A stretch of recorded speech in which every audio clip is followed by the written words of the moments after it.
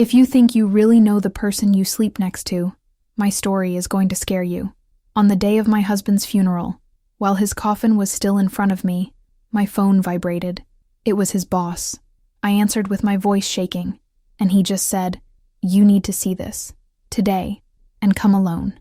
Right there, still dressed in black, with my eyes swollen from crying, I understood something brutal. My husband hadn't just died. A segredo had died with him. And that segredo was big enough to bury my whole life along with him. Before I tell you what I saw that day, do one thing for me. Subscribe to the channel and hit the like button so more people hear this. Because what I'm about to share isn't a movie script. It isn't Netflix. It happened. To me. For years, I thought I was married to a regular guy. Office job, tired eyes, coffee breath. He'd come home, complain about his boss, kiss my forehead and say he loved me. Our story looked simple. Bills, cheap pizza, broken washing machine, small moments of amour in a small life. I had no idea I was sharing a bed with one of the bosses of the mafia, a hidden millionario whose entire world was built on one word, segredo. Here's the part nobody likes to hear. The person who loves you most can also be the one who lies to you the best. My husband didn't cheat on me with another woman. He cheated on me with a whole other life. While I was choosing curtains, he was choosing which clients would live in peace and which would live in fear. While I cried over late fees, he was moving money that could buy streets, not groceries. And every time I questioned something, he used the same shield. Everything I do for us, for our future. Let me ask you something. From which city are you watching this right now? Because wherever you are, there's someone sitting at a dinner table, smiling, saying, "I love you," with a phone full of things they hope you never see. I'm not saying they're mafia, but nobody protects something small for years. If the segredo is that well guarded, it's because it could blow everything up. At the funeral, I started noticing what my heart had been refusing to see. Too many suits that screamed money, too many eyes that didn't cry, too many friends I had never seen in our house, acting like they'd known him forever. They weren't looking at the coffin. They were looking at me. Me, the widow. Me, the possible problem. Me, the woman standing on top of a truth built from mafia, millionario money, amor, and a huge segredo. If you're still here with me, subscribe, like this video, and stay until the end, because I'm going to open everything. How I found out, on the day of his funeral, that my husband was not just an employee, he was one of the bosses. How his boss called me in, sat me down, and showed me the kind of money, danger, and segredo my normal life was built on. How I went from being a clueless wife to the heir of a hidden millionario, and how I completely changed my life, moved to another city, started over from zero, but never, ever stopped loving the man who lied to me and kept me in the dark, thinking it was the only way to keep me alive. I always thought the hardest day of my life would be my wedding day, you know? That cold feeling in your stomach, the fear everything will go wrong, that I'd trip on my dress or say "I do" at the wrong time. But no, the hardest day of my life was the day I walked behind my husband Michael's coffin. It was raining lightly, like the sky was respecting my grief, and I remember thinking, so this is it. It's over. I had no idea that nothing was over. Right there, between expensive flower arrangements I could never afford, and unknown faces in perfect suits, the real story was just beginning. The story of the secret he carried for years. The story of the man I loved, and who I never really knew. And before I go any further, let me ask you something. If this story has already hit you even a little in these first moments, subscribe to the channel and hit the like button, because there's still so much hidden, so much secret, so much mafia, so much love, and yeah, a millionaire life built in the dark. I was sitting in the front row, close to the coffin, when my phone vibrated for the third time. I'd already put it on silent, but that insistence was getting under my skin. I grabbed it with a shaky hand, ready to snap at whoever was being so inconsiderate during a funeral, and saw a name I only knew from the way Michael mentioned it briefly, James Collins. In my head, he was just the nice boss from work, that guy who sent expensive Christmas gifts and called Michael his right-hand man. I answered almost by reflex, my voice low, like I could disturb the dead. On the other end, he didn't say good morning, didn't ask how I was. He just said one sentence, firm and urgent, that froze my spine. You need to see this. Today. I didn't know it yet, but that phone call was the doorway into the world of the mafia, into the universe my husband kept in total secret from me. While the priest spoke about rest and eternity, all I could think about was James's voice. You need to see this. What could a widow possibly need to see on the day of her husband's funeral? A will, work documents, a last message. My heart was tight because, as much as I was drowning in grief, a part of me felt something was very wrong. Have you ever had that weird feeling that everyone knows something about you, except you? Like everyone in the room is in on something, sharing the same secret, and you're the only one in the dark. I looked around and saw men in suits I'd never met, some with heavy expressions, others with an almost exaggerated respect for me. It looked more like a business meeting for a millionaire than a simple goodbye to an ordinary man. And there, in the middle of that confusion, let me ask you, from which city are you watching this right now? Because wherever you are, there's probably some secret in your life that someone's hiding from you too. When the funeral ended, the usual line started. If you need anything, just call. He was an amazing man. Your love was beautiful. I smiled out of politeness, hugged people I barely knew, and kept thinking how strange that word, love, felt in that moment. If our love was so pure, why did I feel like I'd lived a carefully polished lie? Why did some eyes look away when I asked about his work? And why, in the middle of so much pain, did the word mafia start echoing in my head like a forbidden whisper? I tried to push it away, because it sounded like something from a movie, a TV show, those stories about millionaires surrounded by expensive cars and bodyguards. Michael, to me, was just Michael, my husband, the man who liked cold pizza and bad movies. But that day was about to prove that his secret was way bigger than hidden little habits. As soon as I got home, still smelling like flowers and church, my phone rang again. James. This time his voice was lower, but still firm.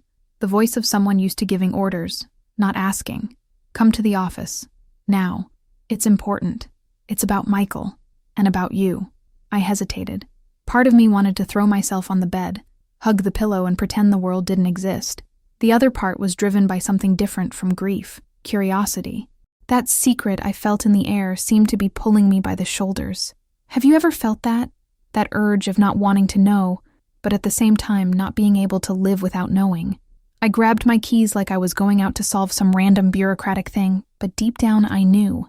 I knew that from that moment on, nothing in my life would ever be simple again. And if you've made it this far, go ahead and subscribe to the channel, because this is just the doorway to a world that mixes love, mafia, millionaire money, and choices that cost way more than they seem. I drove to the address he sent, a commercial building I'd seen from the outside but never gone inside. I always thought it was just a regular office, something like accounting or consulting. When I walked in, I realized there was something different in the air. It wasn't just the shiny marble floor or the smell of expensive coffee. It was the way security guards looked at me, how they immediately stepped aside when they heard my last name. She's Mrs. Miller. Let her through. A regular widow doesn't get treated like that. The widow of a millionaire does. But I still didn't know I was in that second group. I went up in the elevator feeling out of place, small, like I'd accidentally walked onto the set of a movie that wasn't mine. And inside me, that word wouldn't go away. Secret. Every floor the elevator passed felt like it was taking me closer to the truth about the man I loved. When the door opened, James was waiting for me. Tall, impeccably dressed, a tight smile. He didn't come to hug me, didn't try to be affectionate.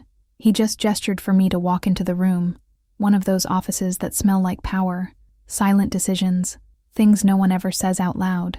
On the desk, a thick folder, a half-full glass of whiskey, and a photo of me and Michael laughing at the beach. He touched the photo with his fingertip and said calmly, "You deserve to know the truth about Michael, about the money, about what he did for me, about what he did for the family." And there, for the first time, I heard the word spoken out loud, without masks, without filters.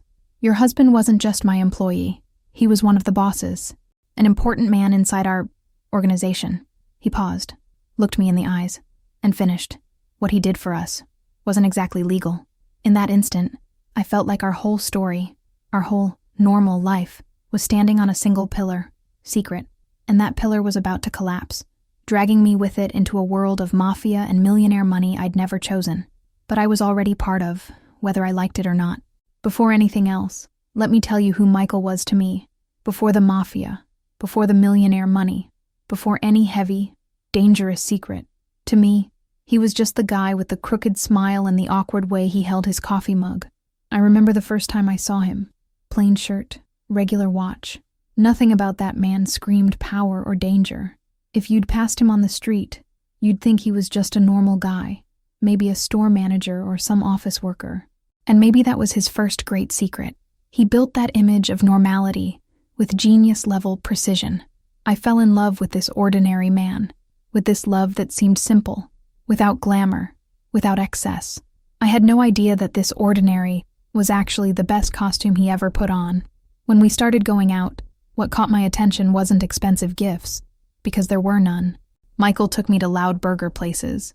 We laughed at dumb jokes, shared dessert, walked hand in hand like teenagers. He barely talked about work, always brushing it off as boring office stuff I'd find tedious. And I, being naive, believed him. When someone really wants to believe something, they don't ask too many questions, right? That was my mistake, and maybe his too. Our love was born that way, in small, almost ordinary moments. Nothing there made me think of luxury cars, secret meetings, codes, mafia deals. I thought the biggest secret he had was hating romantic movies but pretending to like them just to make me happy. Over time, I started noticing he had an overdeveloped sense of protection. If someone looked at us weird on the street, he'd switch sidewalks. If we went to a restaurant, he never let me sit with my back to the door. He always wanted to see who came in and who went out. Back then, I thought it was cute, you know. I thought, wow, he's so careful, always alert. Now I understand that all that care was part of a trained instinct. It wasn't just love, it was survival. It was the reflex of someone used to living surrounded by danger, someone who knew very well how heavy a poorly kept secret could be. But back then, I didn't see it that way. To me, he was just my overprotective husband, the guy who put his jacket over my shoulders when it got cold and whispered, "As long as I'm here, nothing bad will happen to you." The way he talked about money was always interesting. Michael never seemed worried, even when I looked at our numbers and realized our lifestyle didn't match the salary he claimed to earn. If I asked, he'd flash that lazy smile and say, "Relax, I know what I'm doing." Then he'd change the subject with a kiss, a movie night, anything to make me forget. It's strange thinking about that now, because I see that this relax was his shield, a shield made of secret. He never bragged, never called himself a millionaire, never flaunted anything. Actually, he almost seemed uncomfortable with luxury. Maybe that was the biggest contradiction in him. A man involved with the mafia, dirty money and power, who acted at home like a quiet, shy guy who just wanted a peaceful love story. Have you ever had someone in your life who felt like two different people at the same time? One version the world saw, and another only you knew. In my head, Michael was exactly that. With everyone else, he was serious, focused, responsible. With me, he joked, made silly faces, danced like an idiot in the kitchen, burned pancakes on Sundays. I used to think that goofy, intimate side was the real Michael, and the rest was just a social mask. But after everything, I started wondering, what if it was the other way around? What if the real version of him was the one I never saw, the one sitting in closed rooms with dangerous men, talking quietly about deals that never touched a computer or a contract? The more I think about it, the more I see that our love was built on a stage where I was the only one who didn't know I was in a play, and written in big, bold letters on the script was one word: secret. Sometimes I catch myself thinking about how many choices he made for me in the name of this twisted, shadowy love. Because as much as he was part of the mafia, as much as he lived surrounded by money, power, the perks of a hidden millionaire, at home he erased all of that. He protected me from his world like I was made of glass. He never let me get near meetings, certain places, certain people. Now I understand that it wasn't just control. It was fear. Fear that I'd discover the secret. Fear that I couldn't handle the truth. Fear that I'd become a target. And that's where things get complicated. How do you judge a man who lied to you, but also lied to keep you alive? Do you see the paradox? He betrayed me, to protect me. He kept me in the dark. so I'd never know the weight of the blood that paid for our life. Maybe that's why, even after everything I found out, the mafia, the millionaire money, the schemes, the risks, I still can't erase what I feel. I still can't rip this love out of my chest. Because the Michael I knew, or thought I knew, wasn't a monster. He was a man split between two worlds, the clean world he created for me and the dirty world he truly lived in. Our marriage existed in that crack between his realities. You listening to me now, wherever you are, maybe you've loved someone who hid a huge part of who they were too. Maybe it wasn't the mafia. Maybe it wasn't a huge double life, but it hurt just the same. And it's exactly in that mix of pain and longing that our story keeps moving forward, toward the point where everything started to shift, when the money and the little signs started to show up in our everyday life. When I think about the beginning of our story, before any shadow of the mafia, before any smell of millionaire money, I see two people trying to make it work with very little. Our wedding wasn't luxurious. It was nervous laughter, a last-minute altered dress, and a cake that showed up smaller than in the picture. I remember Michael holding my hand at the altar, his voice slightly shaky, promising a simple future, but full of love. Back then, that was enough for me.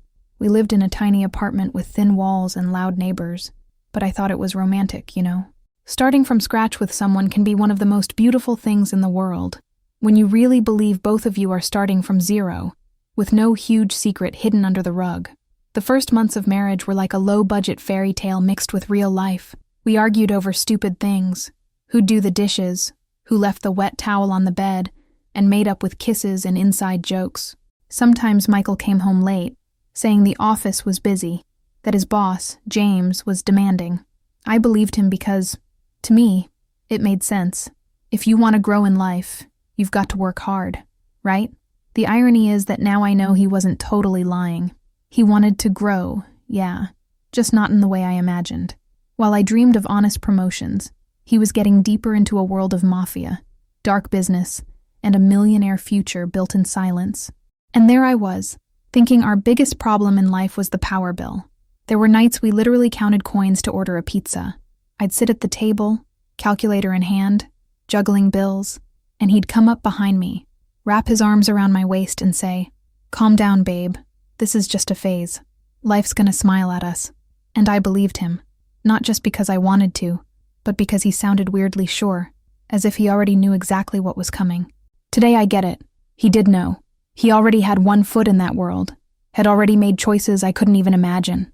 That better tomorrow he promised wasn't some miracle. It was a plan financed by the mafia, drawn in silence, buried inside the secret he carried.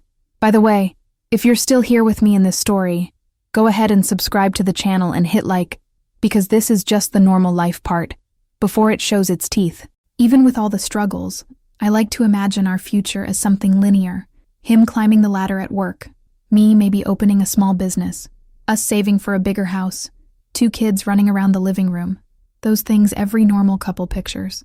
Sometimes I'd sit and sketch house layouts in an old notebook, and he'd laugh, say I was being dramatic, but then he'd put the notebook away carefully.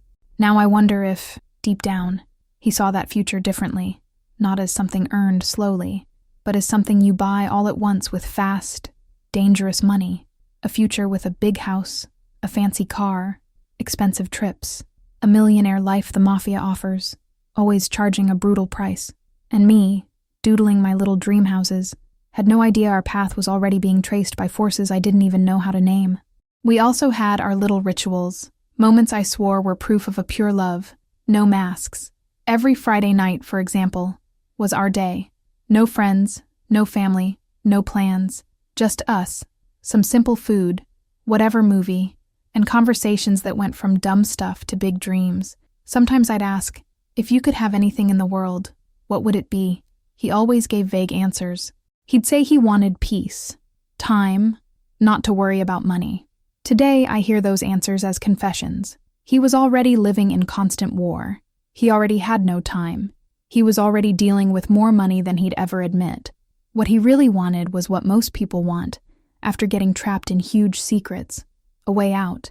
And in the middle of all that, I still thought the biggest danger in our life was the gas running out mid-shower. I keep thinking about you listening to this. Yeah, you. Which city are you watching from? Tell me in the comments. Maybe you're in that phase of life where everything seems simple, but at the same time, there's something that doesn't quite add up. A silence, a weird answer, a topic that never gets explained. Back then, I didn't see it, but today I know. The beginning of our life was beautiful. Yes, and full of real love. But it was also the perfect stage for a huge secret to grow. Because love blinds you, right? It keeps you from asking certain questions, keeps you from looking closely at the details. And it was exactly in that love blindness that the first signs started to show up. Small, almost invisible signs that there was way more behind Michael's boring office job than he'd ever willingly tell me. The first crack in our perfect life didn't come with a gunshot or a dramatic confession. It came with something much quieter. Money. One day I woke up and realized that, little by little, our reality had changed, and I couldn't pinpoint exactly when that shift happened. Remember the tight budgets? Us counting coins for pizza? Suddenly, that stopped. Bills got paid before the due date. Credit card limits were no longer a problem, and I didn't really know why. Michael said it was overtime, work bonuses, special projects. But if you've ever been in a situation like this, you know. When money starts showing up without a clear explanation, there's usually a secret attached to it. And in our case, that secret had a name I didn't fully understand yet. Mafia. If this story is keeping your attention, hit subscribe and like, because I'm about to open up things most people would live through and never dare to say out loud. At first, I'll admit, I wanted to believe it was just luck. One day, Michael showed up with a brand new TV. Huge. Way better than the old one sitting on our stand. I laughed, half mad, half joking, and said, "Are you crazy? We can't just spend like that." He flashed that confident smile again. "Relax, babe. I'm making good money now. The boss is recognizing my effort." That "boss is recognizing my effort" line became his standard answer. Every time I questioned something, him coming home late, a pricey purchase, a work trip, he used it. But the recognition seemed way too fast. In less than a year, our life jumped to a level that didn't match the story of some regular office employee. It looked more like someone on a fast track to being a millionaire, but without a degree, official promotion, nothing I could point at and say, "It's because of this." It was a leap built on a secret I hadn't decoded yet. The trip started out of nowhere, before he barely left town. Suddenly, Michael had to go take care of things in other cities, sometimes for a day, sometimes a whole weekend. When I asked, he'd answer with generic terms. Big client, important meeting, special contract. Everything was important. Everything was urgent. Everything was vague. He always said he couldn't go into detail, that it was internal stuff, that I'd find it boring. I tried to swallow those excuses for a while, but a part of me already knew this wasn't normal. People don't lose sleep over spreadsheets. If you're listening to this and living something similar, pay attention. Weird routines are always a sign of something. It's not always the mafia, of course, but it's rarely something light. There's almost always a heavy secret behind it. Late-night calls became routine. His phone would ring from unknown numbers, sometimes blocked. He'd get up slowly, grab his phone, answer in a low, almost whispered tone, and leave the bedroom. He'd stay a few minutes in the living room, on the balcony, or out in the hallway. When he came back, he'd say it was the boss who forgot something, that he had to review a document, give a quick answer. I tried to swallow these excuses, but even I knew, no one calls you at 3 a.m. to talk about reports. If you're losing sleep over it, it's not Excel. I didn't want to admit it yet, but nothing about our story smelled like coincidence. Everything smelled like a carefully constructed secret. One night I decided to face it head on. It was a rainy night, and he got another one of those calls. When he came back into the bedroom, I was awake, sitting on the bed, staring at him. I asked, "Michael, are you telling me the whole truth about what you do?" He froze for a second, and I'll never forget that moment. It wasn't his answer that marked me. It was the pause before it, because that's where secrets live, in that split second before someone speaks. He took a deep breath, sat down next to me, and said, "I do what I need to do to make sure we're okay. Not everything is pretty, but it's necessary.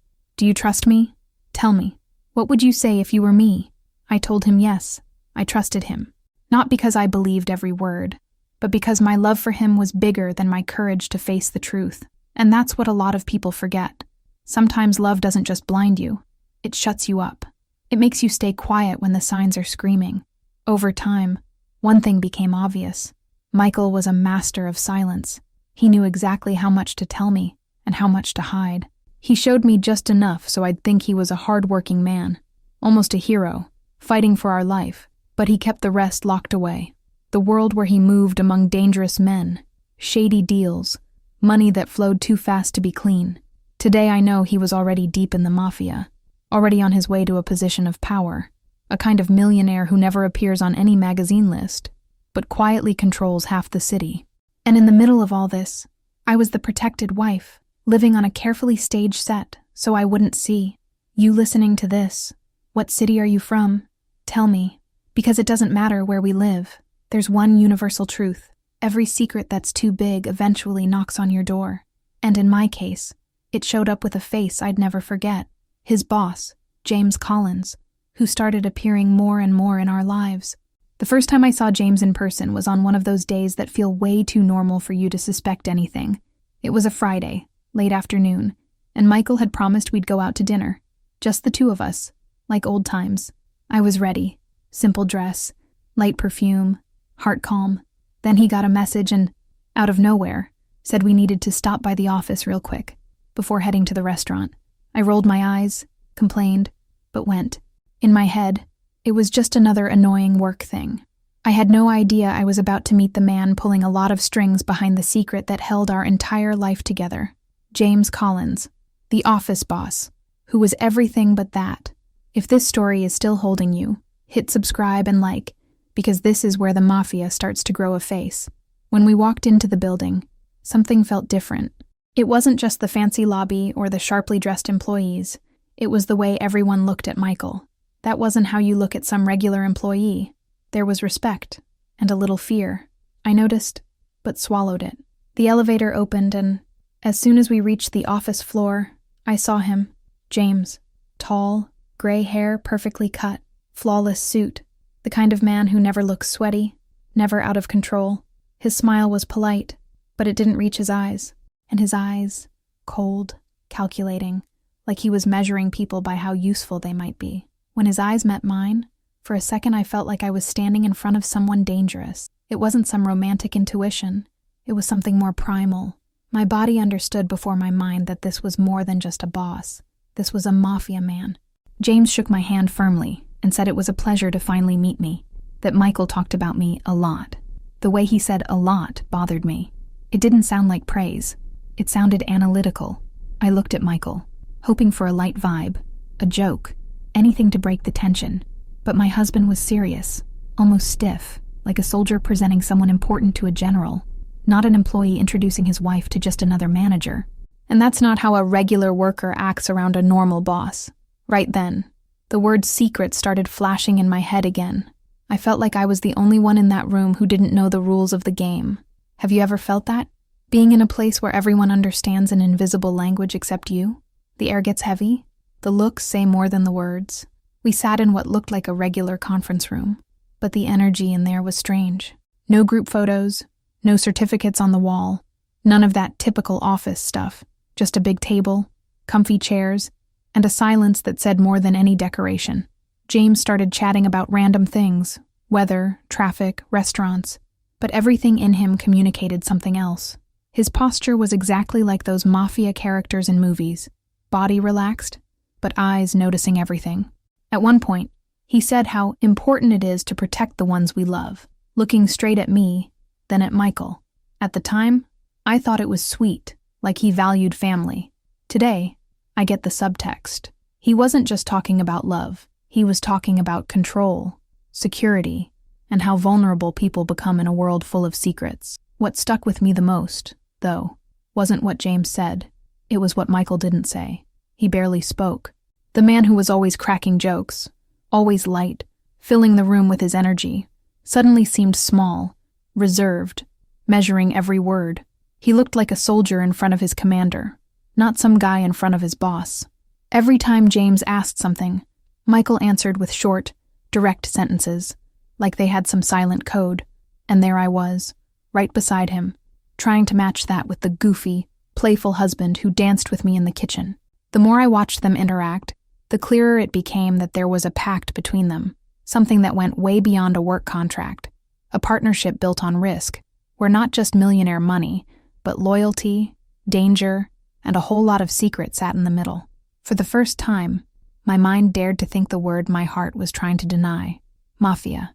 When we left, I asked Michael, "Why do you act so different around James?" He laughed, looked away, and said the guy was intense, that he worked under a lot of pressure, that it was normal for everyone to get serious around him. I pushed a little, said the company felt strange, too quiet, like it wasn't a typical office. He put his arm around my shoulders and said, "There's a lot you don't need to worry about, babe. Just trust me." There it was again. Just trust me. Just don't ask. Just accept. I got into the car feeling like I'd just seen the tip of an iceberg, but was still insisting on calling it just ice. "You listening? What city are you watching from? Tell me. Because I know in every corner of the world, someone is standing near a cliff and calling it just a sidewalk." What I had no idea yet was that, after meeting James, the next big event in my life would be losing Michael, and along with him, watching all those secrets finally explode in my face. The night Michael died didn't start like a tragic night. It started stupidly normal. I remember we argued over something small. I think he'd forgotten to buy something at the store, and I went to shower annoyed, sure that the worst part of that night would be us going to bed with our backs turned. Funny how life loves to humiliate us, right? I walked out of the bathroom, still drying my hair, and saw him on his phone with that serious face he always had when it was work stuff. I snapped something at him, and he just said, "We'll talk later, okay? I need to run out real quick to handle something." That hit me hard. I shot back, "You always need to handle something." He walked over, hugged me, kissed my forehead, and said a sentence that hurts like hell now: "I love you. Trust me." Then he walked out the door, taking with him all the secrets, all the mafia, the entire millionaire life I still didn't know existed, and that I'd never get to face with him. Minutes passed, then an hour, then 2, and no sign of him. At first, I was still in that childish anger, thinking, when he gets back, I'm not talking to him. But the irritation slowly turned into this weird anxiety. It wasn't just that he was late. It was a different kind of silence. I texted him. He read the messages but didn't reply. Then suddenly, they stopped showing seen at all. I called. It rang and rang, then went to voicemail. You know that icy feeling that hits your stomach out of nowhere? That's not drama. That's your body warning you something's wrong. Then the landline rang. Almost no one ever called that number, so my heart was already racing when I picked up. A man's voice, rushed, asked, "Is this Mrs. Miller?" I said yes, and then came the sentence that shatters everything. "You need to come to St. Mary's Hospital right now. It's about your husband." Right there. Before I knew any details, a part of me already knew. The story I'd been living was about to turn into something else. If this narrative is doing something inside you, subscribe and hit like, because what I'm about to tell you isn't some movie script. It's that mix of love and secret that real life throws at you with no warning. The drive to the hospital is a blur. I remember driving too fast, yelling at red lights, mumbling half prayers that didn't even match what I believed. When I got there, the smell of disinfectant and the sound of hurried footsteps made me want to bolt. At the front desk, as soon as I said Michael's name, the nurse's expression changed. She called someone else. Right then, I knew he wasn't just another patient. The air got heavy. A doctor appeared, looking exhausted, and led me into a small room. He started explaining that Michael had been in a car accident, that it was a bad crash, that they'd done everything they could. But what really struck me wasn't his words. It was how robotic he sounded, like he was reading from a script. When I asked where the accident had happened, if someone was with him, what time it happened, the answers were short, vague, full of blank spaces. And blank spaces are perfect ground for secrets to grow. I asked to see the body, not because I was strong, but because I needed to know this wasn't a mistake, a nightmare, some file mix-up. When I walked into that cold room, I saw Michael lying there, pale, so still he barely looked like himself. The man who was always so full of life, energy, control. Now just lying there, like every secret he carried had finally demanded full payment. I touched his hand. It was already starting to get cold, and part of me wanted to scream, "You don't get to leave me like this, with no answers. You don't get to die without telling me the truth about this mafia life, this millionaire money, Everything you did in the name of this love. But I didn't scream. I cried quietly, like I was ashamed of my own grief. You ever felt that? A pain so deep it doesn't turn into screams. It just becomes silence. The details of the accident never made sense. They said he was alone in the car, but the injuries seemed too extreme for a simple crash. They claimed he lost control of the vehicle, but couldn't explain why, on a dry night, with no traffic. I asked if there were cameras in the area, if anyone had seen anything. The answer was that old classic, the police are investigating. Funny thing, no one from the police talked to me that night, or the next. It was like the case had been born ready to be forgotten. That ate me up inside, because the more I thought about it, the more I remembered that parallel world Michael lived in. The strange trips, late-night calls, the way James looked at him. Nothing about our story smelled like chance. Everything smelled like a well-planned secret, and in a world of mafia, power, and millionaire money, you learn fast. What looks like an accident is often a message. That night, sitting alone in the hospital hallway, I felt like my life had been split in half. On one side, the woman who loved her husband, who believed in a regular marriage, a future built step by step. On the other side, someone new beginning to emerge, someone who'd have to face the truth. The man she loved wasn't just a husband. He was a key player in something much bigger and much darker. And the worst part? He'd left with all the answers. I felt anger, pain, longing, all tangled together. I kept wondering if, on that last day, he knew something might happen. If that, "I love you, trust me," wasn't just some throwaway line, but a calculated goodbye. And you, from which city are you listening to this? Tell me, because I know there are a lot of hearts out there living through stories full of unexplained secrets too. Mine just happened to be dressed up as an accident report. Driving back home without Michael, with my soul crushed and my body on autopilot, I had this strange feeling of walking back into a place that didn't belong to me anymore. Every object, every photo, every piece of his clothing carried a question with no answer. I opened a random drawer and found an envelope with the logo of the company where he worked, but the contents didn't match a regular employee. Massive amounts, names I'd never heard, coded references. I had no way to fully understand it all yet, but one thing was clear, that death wasn't an ending. It was a turning point. The end of Michael's physical presence marked the beginning of the truth about the mafia, the hidden millionaire life, the secret James was about to throw in my face without sugarcoating. And if you're still here, hit like and subscribe, because the next step in this story is the funeral day, the day I realized, by all the looks and whispers, that I was the only one in that room who still didn't know the real world my husband lived in. On the day of the funeral, I woke up feeling like the whole world had shifted position, except me. It was like everyone else knew exactly what to do, what to wear, what to say, except me. I looked at myself in the mirror in that plain black dress and felt out of place even inside my own grief. The house smelled like flowers and coffee, people coming and going, awkward hugs, empty phrases. But what hit me the most wasn't the condolences. It was the feeling that this funeral wasn't just a goodbye to a husband. It felt like a meeting, almost like an event, where the real main character wasn't Michael. It was the secret he carried. As I walked toward the church, I could already feel something heavy in the air, a kind of watching. Like every step I took was being measured by eyes that weren't crying for love, but for the loss of someone important in another hierarchy, the mafia's. As soon as I saw the room, I knew this wasn't a normal funeral. The first row was family, and of course. But right behind them was a line of men in dark suits, expensive watches, shoes polished so bright they reflected the ceiling lights. They didn't look like our usual friends. They weren't neighborhood people. They weren't distant relatives.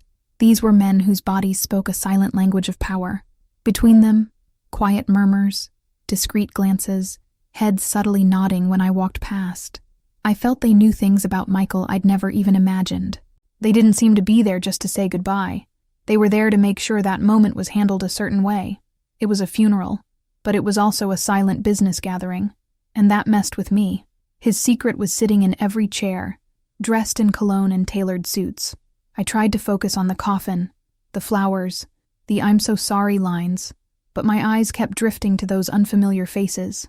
Some had hard lines, faint scars on their faces or hands. Others had that fake calm of someone who's seen death way too many times. They weren't the type to sob loudly. They were the type to watch, calculate, scan. James was there too, in a prime spot, almost like he was family. He didn't shed a tear, but his presence dominated the room. People seemed to look at him before doing anything, entering, leaving, approaching me. It was like he was the silent conductor of that whole theater of grief. Even in the middle of my pain, I started to see it clearly. This man wasn't just my husband's boss. He was the link between Michael and a world of mafia, millionaire money, and secrets I hadn't even begun to process. At some point, I started really listening to the whispers around the coffin. They weren't funny stories, childhood memories, little anecdotes. They were chopped up phrases full of subtext. It happened too fast. He knew the risks. At least he did his part. Who talks like that about a man who just died? It didn't sound like they were saying goodbye to a friend. It sounded like they were closing a job. And that froze me inside. At one moment, I clearly heard one of them say, "Now we gotta see what James is gonna do with her." With her, me. Like I was an open task. A loose end in some operation. A detail that needed handling. This wasn't about my love, my broken heart. This was about the after of an important man going down. And you, listening, what city are you in right now? Tell me in the comments, because while we're crying for love, there are always people in the back figuring out numbers, losses, and what to do with whoever's left. Between one tear and another, I started noticing other details I never would have caught before. The cars parked outside. Black, big, tinted windows. No distant cousin shows up like that. It's the kind of car you associate with people who don't want to be seen, but want to see everything. I also paid attention to the way they greeted me. Some men came over with calculated care, calling me Mrs. Miller in a tone full of respect.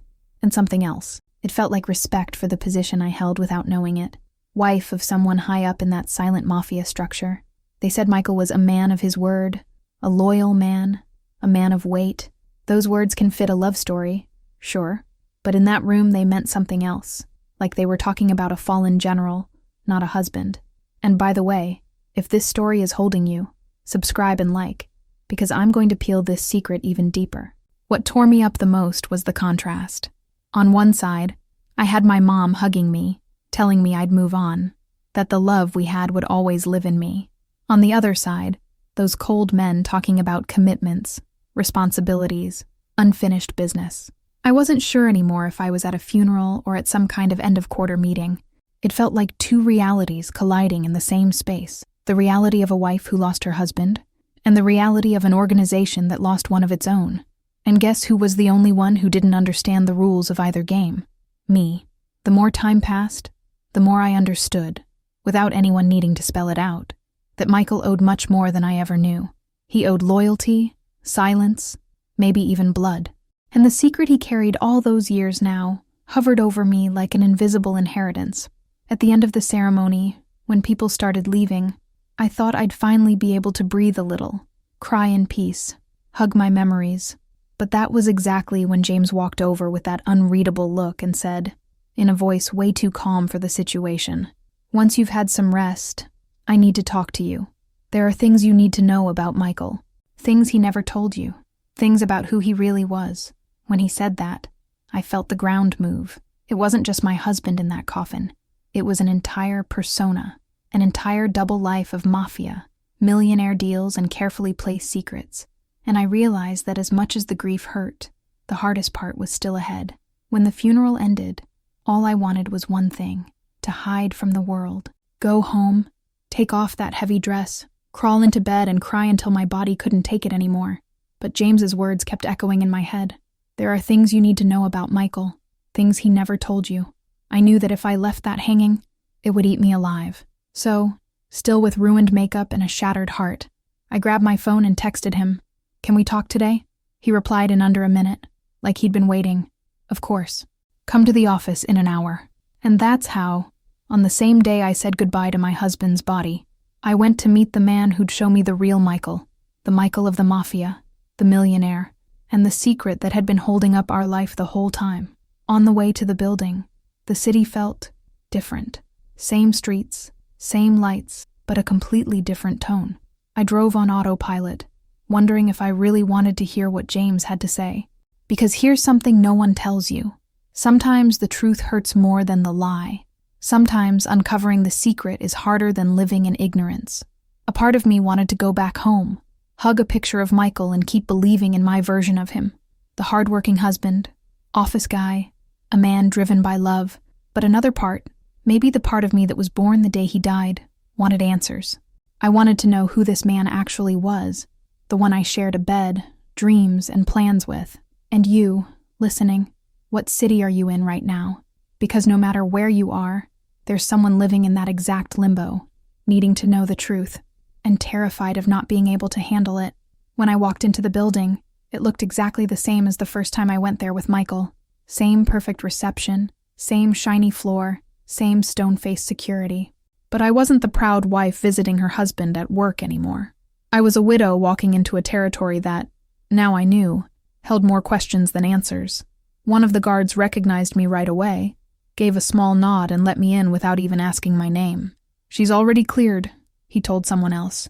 That gave me chills. Cleared by who? Since when? I rode up in the elevator feeling like I was being watched by cameras I couldn't see. And honestly, that was exactly it. I was walking into the heart of the secret, into the core of the world Michael had worked so hard to keep me out of, supposedly in the name of love. When the door opened, James was there again, like he knew the exact minute I'd arrive. He greeted me with a, "I'm sorry for your loss," that didn't match his eyes. He wasn't totally cold, but he also wasn't grieving. It was like he'd lost a partner, not a friend. He led me into the same room I'd been in before, but this time everything felt sharper. No whiskey glass, no beach photo on the desk, just a thick folder, a few envelopes, a tablet, and a laptop open with numbers and graphs.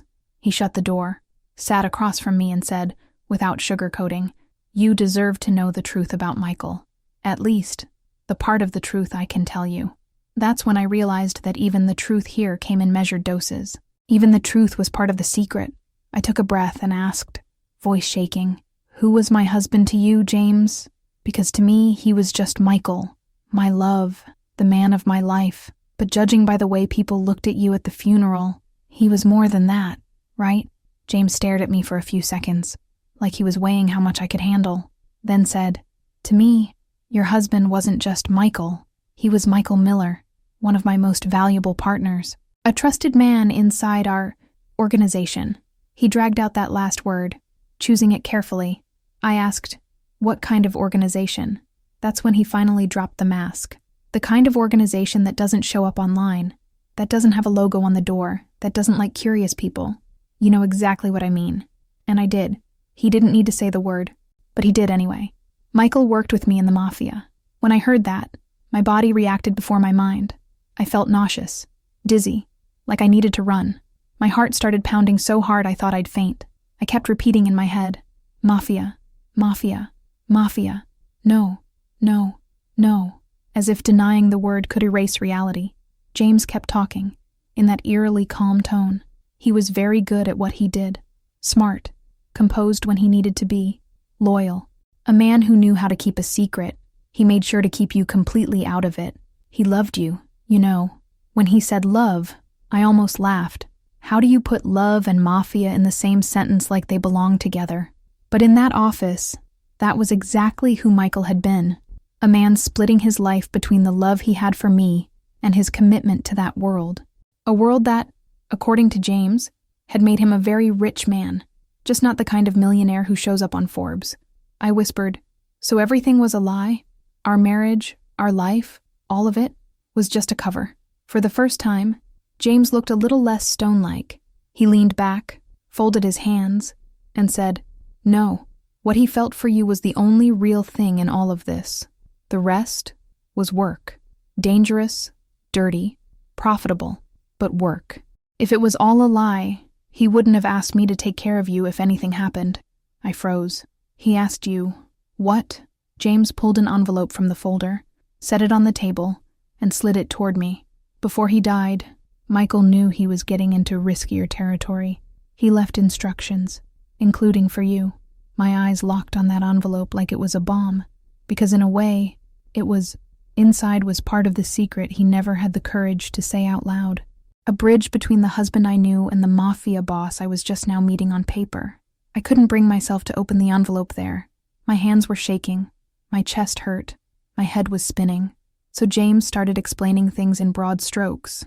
He talked about side businesses, protection, intermediary work, investments that never went through any bank, which, in plain language, meant extortion, money laundering, shady deals. He was key, James said. That's why you two were comfortable. That's why you didn't really struggle these last few years. That account you think you know about, that's not even half of what he left. When he said half, the word millionaire cut into me like a blade. I'd thought I was the wife of a regular worker. Turns out I'd been married to a man at the center of a criminal empire, surrounded by money and danger, while I nagged him about the grocery bill. I felt betrayed, sick, confused, and somehow, in the middle of all that, I still loved him. That's probably the cruelest piece of all. If you're still with me, hit like and subscribe, because the next part of this story gets even heavier. That's when James stops speaking in theory and starts showing proof. Accounts, properties, safes, letters. The secret stops being just a word and turns into numbers, addresses, and decisions. That's when I find out, once and for all, that my husband wasn't just working for the mafia. He was one of its bosses, a powerful man, rich like a hidden millionaire, and at the same time completely trapped by the very choices he'd made. When James finally stopped dancing around the word organization and started calling things what they were, it felt like the air in that room got heavier. Your husband wasn't just part of the mafia, he said, fingers laced together on the table. He was one of the bosses. I just stared at him, waiting for that to be some kind of exaggeration, a dramatic way to make a point. It wasn't. He pulled out another folder, thicker, heavier, and set it in front of me. You really think he was just another guy? He flipped through the pages like a photo album, but it wasn't pictures. It was operations, names, amounts. These are some of the things he had direct control over. It was all so big, so far from my little world of grocery lists and rent, that it took me a while to understand that the same man who burned pancakes on Sunday also oversaw chunks of a criminal empire. The secret wasn't just big, it was gigantic. He started explaining with this scary calmness, like he was teaching me about my own husband. Michael climbed quickly, he said. He had a head for business, knew how to negotiate, who to pressure, when to back off, when to push, cold when he had to be, charming when it helped, and above all, loyal. The mafia values that, more than any degree. I kept hearing his words like slaps. I thought of all the times Michael came home exhausted, saying his boss had been on his back, that it had been a long day. Now I knew he wasn't just dealing with a boss. He was one. He was the guy making calls in the shadows, while at home he played the role of simple husband driven by love, hiding an entire millionaire operation behind a carefully built secret. Then James turned the laptop toward me. Numbers. A lot of numbers. These are some of the accounts he managed indirectly, he said. Part of this belongs to the organization. Part of it is his. I saw figures my brain had to climb over. Too many zeros to grasp at first glance. He clicked around, showing reports, stakes in businesses I'd never heard of, transport, construction, casinos, shell companies. You two haven't been truly broke in years, he said bluntly. You just looked like it. That line cut deep. So that struggling together phase I romanticized had already been mixed with dirty money. How much of our love had been lived on a foundation I never would have accepted if I'd known the truth. And at the same time, there I was, realizing I still missed him, still loved him. Even seeing all this, I asked, barely above a whisper, if he was so important. Why did he never tell me anything? Why keep me completely in the dark? James sighed like he'd rehearsed this answer. Because he knew the less you knew, the safer you'd be. He was determined to keep you out. That was his greatest secret, living split in two, half here, half out there with you. He thought he could have both, a life as a mafia boss and a marriage built on love. He tried to put everything in separate drawers. I closed my eyes and felt this brutal mix of rage and gratitude. Rage because he lied to me for years. Gratitude because, in his twisted way, he did try to protect me. It's ugly, but when you love someone, things don't fall neatly into good guy, bad guy. They come muddled, full of yes, but. Then James said something I still hear in my head. He was one step away from being untouchable. I frowned. He went on. A few more years, a few more right moves, and no one would have laid a finger on him. Not cops, not rivals. He'd have what a lot of people dream of: power, respect, millionaire money, the freedom to call the shots. He paused. But he had one weakness: you. I almost laughed at how wrong that sounded and how right it was. It does sound romantic, doesn't it? But in their world, loving someone like me, someone from outside, was a liability, a crack, a leak in the armor. The minute he chose love, the secret got harder to contain. And in the mafia, any weakness is an opening. That's when a gut-level question hit me. Did he die because of business? Or because loving me made him easier to hit? You listening? What city are you in? Drop it in the comments. Because wherever you are, the pain of discovering who the person you love really was hits the same. Imagine looking back and realizing the man who slept next to you was respected and feared as a boss, that people owed him not just money, but obedience. Imagine realizing that the house where you laughed and cried together was also the perfect safe house for an empire of secrets. I walked out of that conversation seeing Michael completely differently. He wasn't just a lying husband. He was a man who split himself in half, building a double life so well, he tricked even his own conscience. And now that he was gone, that carefully balanced world of his was starting to collapse, right on top of me. If this part of the story is still holding you, hit subscribe and like, because the next step is even more sensitive. After telling me who Michael was inside the mafia, James started showing me what he'd left behind. Secret accounts, properties, safes, a full millionaire fortune hidden in layers of secret. And that's when the question that haunted me really took shape. What was I supposed to do with all of this? Accept it, refuse it, pretend it didn't exist. In the next part, I'll tell you what it was like to see the full scale of his double life for the first time, and how it put me in front of the hardest choice I've ever had to make. When James said, he left things for you, I was thinking about life insurance, maybe some forgotten paperwork, normal stuff you see in movies. I was not ready for the binder he placed in front of me, thick, heavy, with my name on the cover like I was an asset on a spreadsheet. He opened it slowly, like he was opening an old wound, and started showing me accounts in banks I'd never heard of, investments in countries I could barely find on a map, companies with strange names, all tied to Michael. This is part of what is officially yours now, he said, as if he were handing me a birthday present. I stared at those numbers and felt more sick than impressed, because every extra zero reminded me, this wasn't just money. This was mafia residue, fossilized secret, footprints of things I never would have agreed to. And at the same time, a part of me couldn't ignore the reality. I was, technically, holding the life of a hidden millionaire, on paper. James slid one of the statements toward me. This was his main personal account, kept off the grid, he explained. He managed it carefully so it wouldn't attract the wrong kind of attention. I thought about all the times he told me we couldn't afford a trip, about the old couch we took months to replace, about the things I bought in 10 installments while he said, relax, our time will come. Sitting there in front of that page, I realized our time had already come, quietly, in secret, while I was still planning how to stretch my paycheck. So I was married to a millionaire and didn't know it? I asked, half laughing, half on the verge of a breakdown. James shrugged. In a way, yes, but he didn't live like a typical millionaire. He lived like someone who had to keep a part of himself buried to protect the person he loved. Again, that word, love. And there it was, wrapped around mafia and secret, like my life had been all along. Then came the real estate. This is a house in the countryside. This is an apartment in another city. This, a piece of land under someone else's name, but effectively his.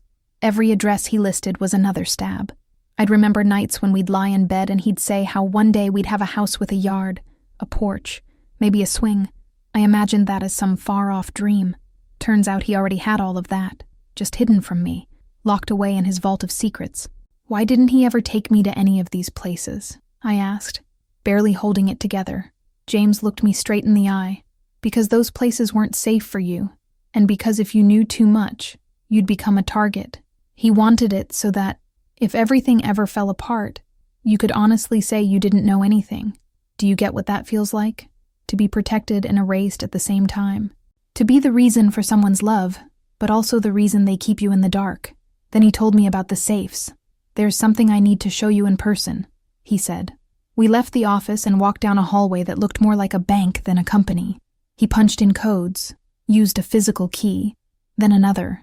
It felt like he was opening the heart of a beast. Inside, there weren't stacks of bills thrown around like in the movies.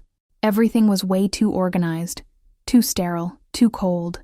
Gold bars, sealed folders, boxes with documents, one drawer full of expensive watches, another full of jewelry I'd never seen in my life. He grabbed a smaller box, separate from the rest, and handed it to me.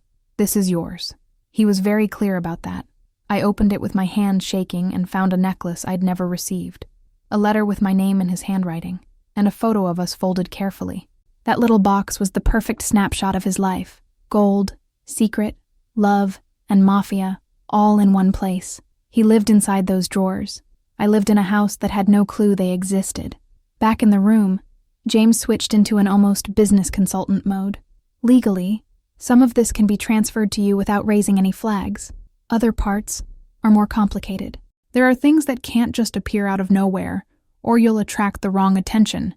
I asked what that meant in practice, and he painted a picture where I was stuck in the middle of law, crime, cops, and powerful people. Accepting the money meant, on some level, accepting my role as heir to the mafia. Refusing meant walking away from the life he, in his twisted way, had set up to keep me safe financially, even after he died. Have you ever been in a situation where every choice feels wrong? If I spent the money, I was living off something dirty. If I refused, I was throwing away everything Michael had built with me in mind. In every option, the word echoing in my head was the same: secret. How exactly do you live with something like that without losing your mind? Maybe the cruelest part was realizing how many people would see this from the outside as luck. The widow who got lucky, the woman who struck gold, the wife who became a millionaire overnight. No one saw the part where I'd stare at myself in the mirror and ask, what price was paid for every cent of this? No one saw the guilt, the nausea, the constant feeling that even my floorboards were stained with things I'd never seen but definitely existed. The truth was, from that day on, I wasn't just a woman who'd lost her husband. I was, whether I wanted it or not, the heir to a life I never chose. A life that mixed comfort and guilt, financial safety and constant fear. A road that started at the intersection between love and mafia. If you're still here, subscribe and like, and tell me what city you're watching from. Because the next part of my story is about exactly that. How walking out of that office after seeing everything Michael had hidden felt like stepping out of a brightly lit room into a pitch-black hallway. I remember driving, but not the route. All I remember is feeling split in two. On one side, a burning anger. How could he? How could he sleep next to me all those years, look me in the eyes, talk about the future, talk about love, while he was neck-deep in the mafia, surrounded by millionaire money, building a life on a massive secret. On the other side, something I hated to admit, a twisted sense of awe. He did all of this, and somehow thought he was protecting me. It was like staring at a fire and finding it both beautiful and terrifying. I wanted to hate him with everything I had, but every memory of him pulled me back. Everything about him now had two versions, the one I'd lived and the one I was just discovering. The way he hugged me, was it just affection, or was there guilt in it too? When he said, "Trust me," was it a promise or an apology he didn't know how to say? If this story is still hitting you, subscribe and like, because I'm opening up a kind of pain here that a lot of people feel but almost no one talks about. The place where love and resentment sleep in the same bed. That night, alone in our house, I sat on the living room floor with the folder James gave me. I spread the papers out in front of the couch like a crime scene. Statements, deeds, contracts with weird wording, names I'd never heard. It felt like I'd broken into another person's office, not my husband's. I'd look at each number and think, while I was arguing about curtain colors, you were deciding who would live peacefully and who would be threatened if they didn't pay. I thought about the families on the other side of that money, people who'd been scared, pressured, ruined so those balances could exist on a screen. With every page I turned, my anger grew. This wasn't just a husband's lie, it was an entire life built on secret, a secret that was now sprawled across my rug, and still, when I'd find a photo of him tucked between the documents, my heart squeezed with longing. The worst part, I still loved the man who did all of this, loved someone I no longer recognized. I started replaying small scenes in my head that, at the time, had seemed harmless. The night he came home late on our anniversary with a huge bouquet and a strange look in his eyes, like his mind was somewhere far away. The hours he spent locked in the bathroom on the phone, then came out saying it was work problems, and held me on the couch like he was trying to hold on to something bigger than us. The way he sometimes watched me when he thought I wasn't looking, a mix of pride and guilt. Back then, I read all that as intense love. Now, I saw pure secret, heavy and suffocating. It's wild how truth changes the meaning of memories. The exact same scene, viewed later, becomes something else entirely. The smile might have been real, but it might have been saying, "I'm sorry, too." I kept wondering, if he'd known he was going to die that soon, would he have told me everything? Or would he have kept the plan until the end, leaving me exactly where I was now, protected, rich, confused, forever stuck between "I love you" and "I lied to you"? Part of me wanted to give everything back, to take that folder, those keys, that access to a millionaire life and shove it all into James's hands. Tell him, keep it. Keep the mafia, the secret, the legacy. I just want my life back. But what life? The life I had before had been built on the same lies. If I erased the money, would I erase the trips, dinners, the laughter too? I got caught in this loop. What if I got sick? What if my mom needed expensive treatment? What if I wanted to really help someone one day? It was like holding a knife with both edges sharpened. Whichever way I grabbed it, I got cut. Giving everything up sounded morally clean, but also naive. Taking everything sounded convenient, but filthy. The real question was, how could I honor the love I felt without becoming a willing accomplice to everything he'd done? How do you carry a secret like this without letting it define you? The more I thought about it, the clearer it became. Michael had put me in an impossible position. He lived as two men at once, the loving husband and the mafia boss. And when he died, he dropped both in my lap. I couldn't just throw one half away and pretend the other was the only truth. If I clung only to the good, the husband who loved me, protected me, made me laugh, I'd be erasing the victims, the risks, the damage his choices caused. If I focused only on the bad, the criminal, the manipulator, the man of secrets, I'd erase the breakfasts, the notes he left me, the nights he stayed up holding my hand when I was scared for completely normal reasons. That duality was tearing me apart. I'd cry in anger one moment and cry in nostalgia the next. It was like a widow and a prosecutor lived inside me at the same time, and neither could fully win. One night, I sat on the bed with his letter in my hands, the one from the safe, and read it over and over. He wrote about fear, choices, the feeling of going so far in that world that you can't turn back. He admitted that if I was reading it, I'd be finding out truths that would hurt, and he said he was willing to be hated if that meant I'd stay alive. That broke me, because as betrayed as I felt, I also saw the twisted sacrifice he'd made. He'd chosen to be the villain in our story so I could stay clean. But now that I knew everything, I wasn't innocent anymore. I was an involuntary accomplice to a massive secret. Like it or not, the money, the properties, they were in my name, on my shoulders. If you're still here, hit like and subscribe, because I need you to walk with me through this next part. It's the moment when emotion turns into something more concrete, realizing the mafia is still out there, that the secret didn't die with Michael, and that, whether I wanted it or not, I'd become a piece on that board. In those first days after talking to James, I thought my biggest problem was emotional. Grief, anger, guilt, that mess inside your chest when a love ends in the worst way. But it didn't take long to realize the hole was way deeper. It wasn't just what I felt inside, it was what was moving outside. I started noticing new faces on the street, cars that always seemed parked near my house, people pretending to be distracted but watching me a little too closely. At first, I told myself, you're just paranoid, you're raw, you're imagining things. But when you inherit the secret of a mafia boss and find out he was basically a hidden millionaire, you learn one thing fast, that many people don't just happen to be near your door over and over again.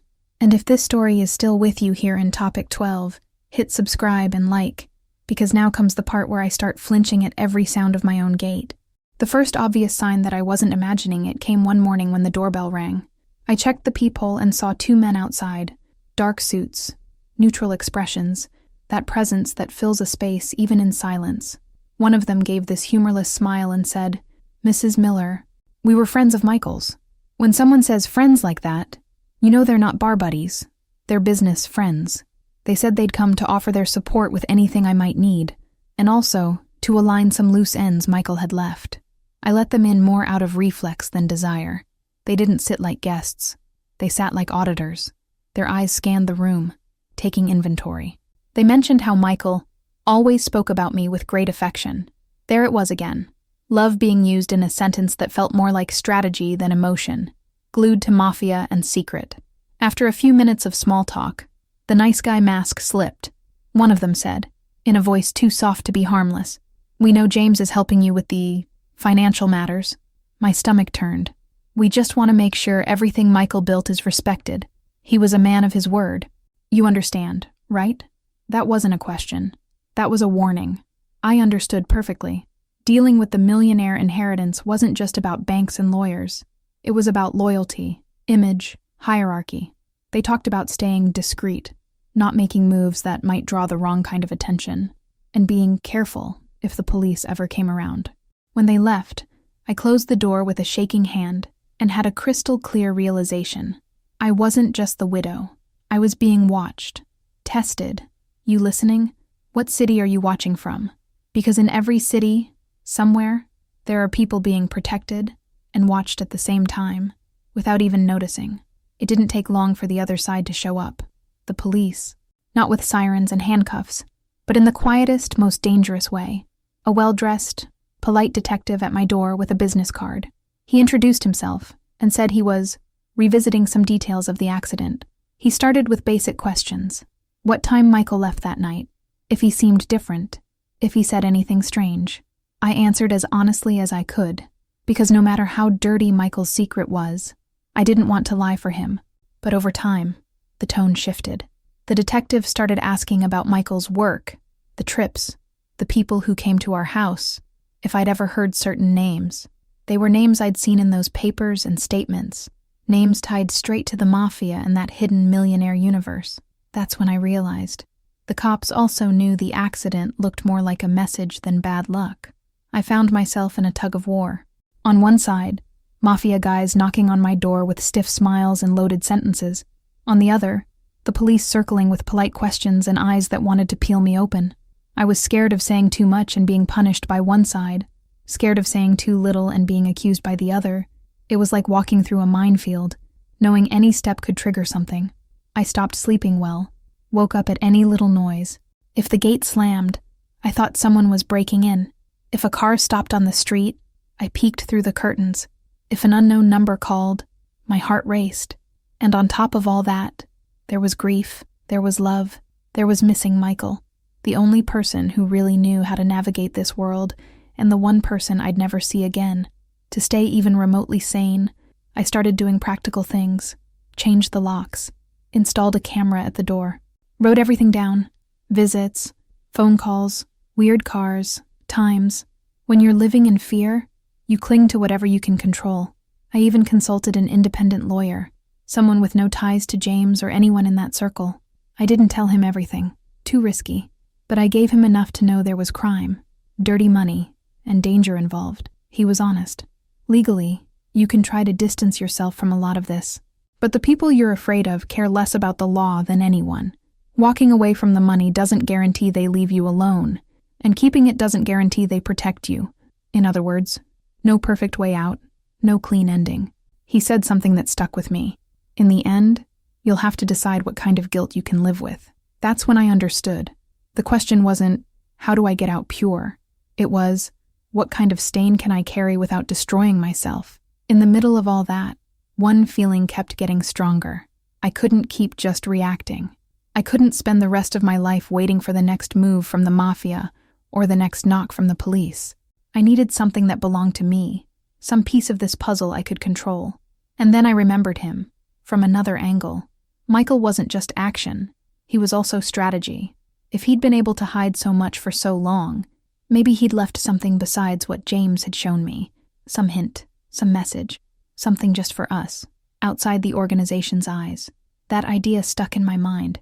I started tearing through drawers, old boxes, jacket pockets, compartments I'd never touched before, and in one of those searches, I found the first clue to what would become the most intimate part of his secret, the letters he'd left for me.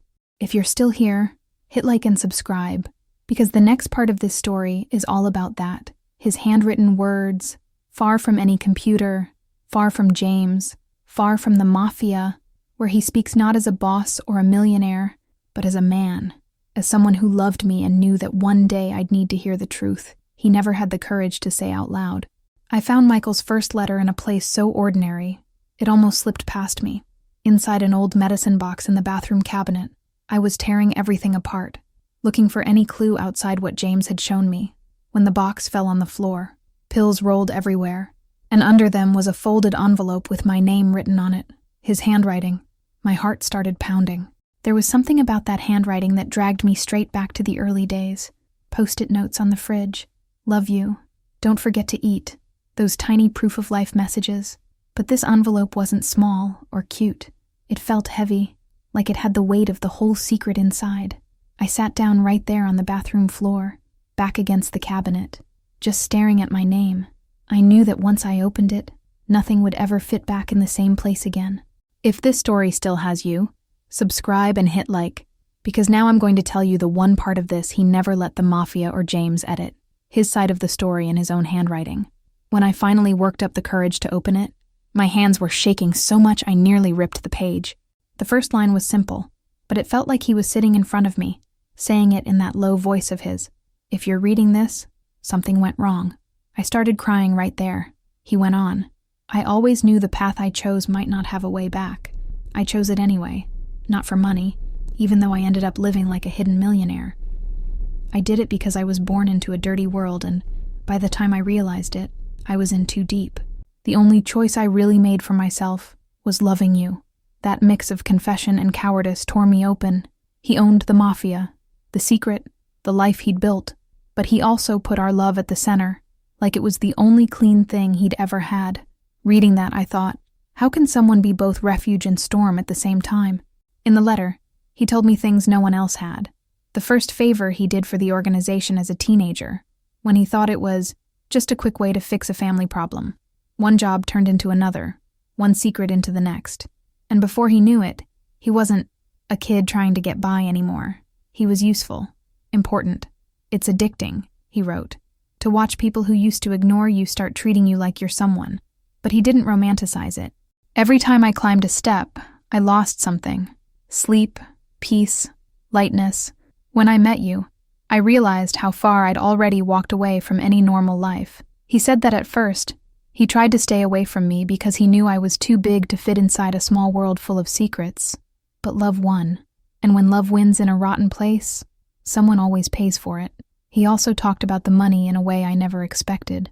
You really think I wanted to live like a hidden millionaire, making you believe we were still grinding our way up? He wrote, I wanted to tell you everything, take you to every house, show you every cent. But the deeper I went, the clearer it became. The worst thing I could do was drag you in with me. He admitted there were nights he sat in the living room, watching me sleep, thinking, tomorrow I'll tell her. Tomorrow I'll leave. Tomorrow I'll just be a husband again. And then, in the next line, but in this world, there is no leaving, like in the movies. There's dying trying or living owing. I was just buying time. The secret wasn't just about what he did. It was about how trapped he felt in it. There was a part where he talked about his own death, not with details, but with a sense of inevitability. If this got to you, then either they got me, or I went too far. If it was the mafia, know that I always knew that's how it would probably end. If it was fate, it was just late to the party. He wrote that he didn't trust everyone in the organization. There are people who will come to you pretending to respect my name, but they'll be watching what I left. There are people in uniform who will knock on your door pretending to want justice, but what they really want is a piece of the secret. Reading that, I realized he knew exactly what I was living. Even without being there, he'd written a map of the days after his death. That's a mind-blowing feeling, to be guided by someone who isn't alive anymore. You listening? What city are you in? Tell me in the comments. Because I know some of you have also received late truth through letters, videos, or documents, and felt your life shift without anyone there to hold your hand. But the part that hit me hardest wasn't when he talked about the mafia, or the money, or the danger. It was when he talked about me. You don't deserve to carry my world on your back. No matter what James says, no matter what they show you. You're more than the widow of a criminal, and more than the heiress of a millionaire. You're the only thing I did right. If you need to hate me, hate me. If you can forgive me someday, forgive me. But please, don't let my secret become the center of your life. It already swallowed enough of mine. I read that part so many times I could quote it from memory. It was like he was still trying to push me out of the hole he'd lived in. And it was so ironic. You spend years hiding everything from me, and then expect me to build a life beyond it. At the end, the letter turned into more of an emotional map than a set of instructions. He told me not to trust James completely, or anyone tied to the organization, but also not to act out of impulse, not to try to be a hero. You don't have to fix what I broke. Just don't repeat it, he wrote. He said I could use part of the money to fix things along the way, help people who had no chance, do the opposite of what he'd done, but that it had to be my choice, not some debt I owed him. Then he ended with a line I'll never forget. My love, my biggest crime was putting you so close to my secret, and so far from my truth. If there's any chance of redemption for me, it's in the life you still get to choose. I closed my eyes, pressed the letter to my chest, and sobbed like I'd lost him all over again. If you're here with me still, subscribe and like, because next I'm going to tell you about the two real paths that letter left in front of me: inheriting his dirty empire and stepping into his world, or starting over, carrying the love and the secret, but trying to write a story completely different from his. Reading that letter flipped a switch inside me. Until then, I'd felt like I was being dragged around by the situation, the funeral, James, the documents, the millionaire money, the shadow of the mafia, the crushing secret.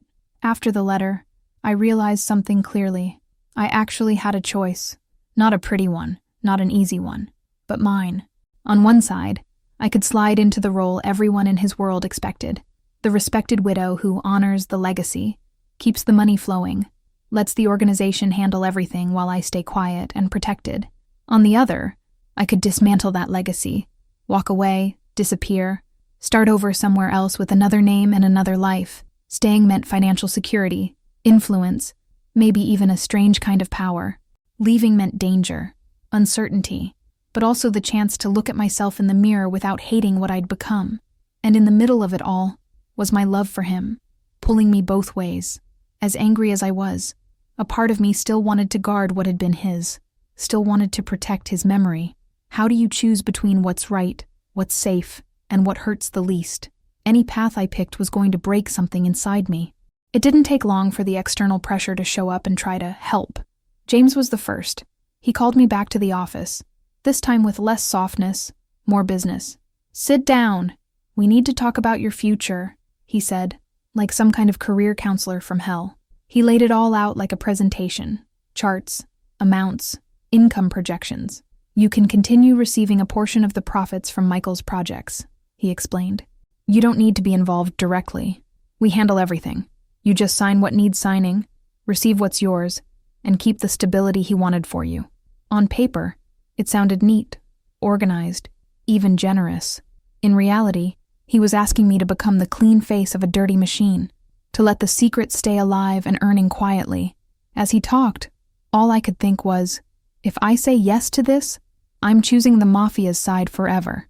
Of course, he didn't use that word. Nobody in that world ever says mafia out loud.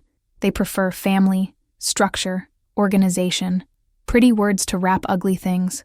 James insisted that this was what Michael would have wanted, that it would be stupid to walk away and try to start from zero, that I needed to think like an adult, not like a fragile widow. Hearing a mafia man tell me to be rational almost made me laugh. He kept talking about security, contacts, protection, like I was an investment too valuable to lose. Not once did he ask what I wanted, only what I planned to do with Michael's legacy, as if, in the end, I was more of a continuation of my husband's assets than an actual person. "You listening? What city are you from? Maybe where you are, too. There's someone trying to push you into a role that isn't yours, hiding behind, 'it's for your own good.'" The other side of the pressure came from inside me, from my own fear. I caught myself doing math in my head, thinking of everything that money could solve. My mom's health if she ever needed treatment, my future, in case something went wrong, the chance to help others in a real way. But the question that strangled me was this: Can you build something truly good with money born from so much secret rot? Can you turn a mafia inheritance into something clean enough to sleep at night? I'd sit there staring at the account balance like it would answer me. Part of me wanted to grab it all and use it as a weapon against the same system that created it.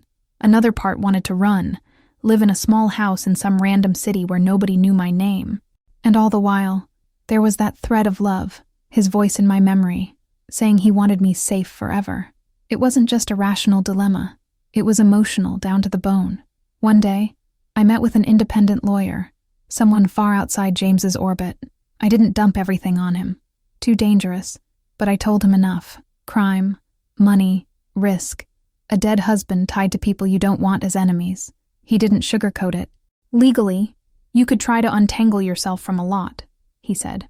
But in practice, the people who scare you care more about power than about the law. Giving up everything doesn't guarantee they forget about you, and keeping it doesn't guarantee they'll protect you. No loophole, no miracle exit. He said something that stuck like a hook. At the end of the day, you're going to have to decide what kind of guilt you can live with. That's when it really hit me. This wasn't about coming out clean. It was about which kind of stain I could survive. I went home that day and did something I'd been avoiding. I talked to him out loud, as if he were right there, sat on the bed, letter in hand, and just let it out. You wanted me to stay, didn't you? I said.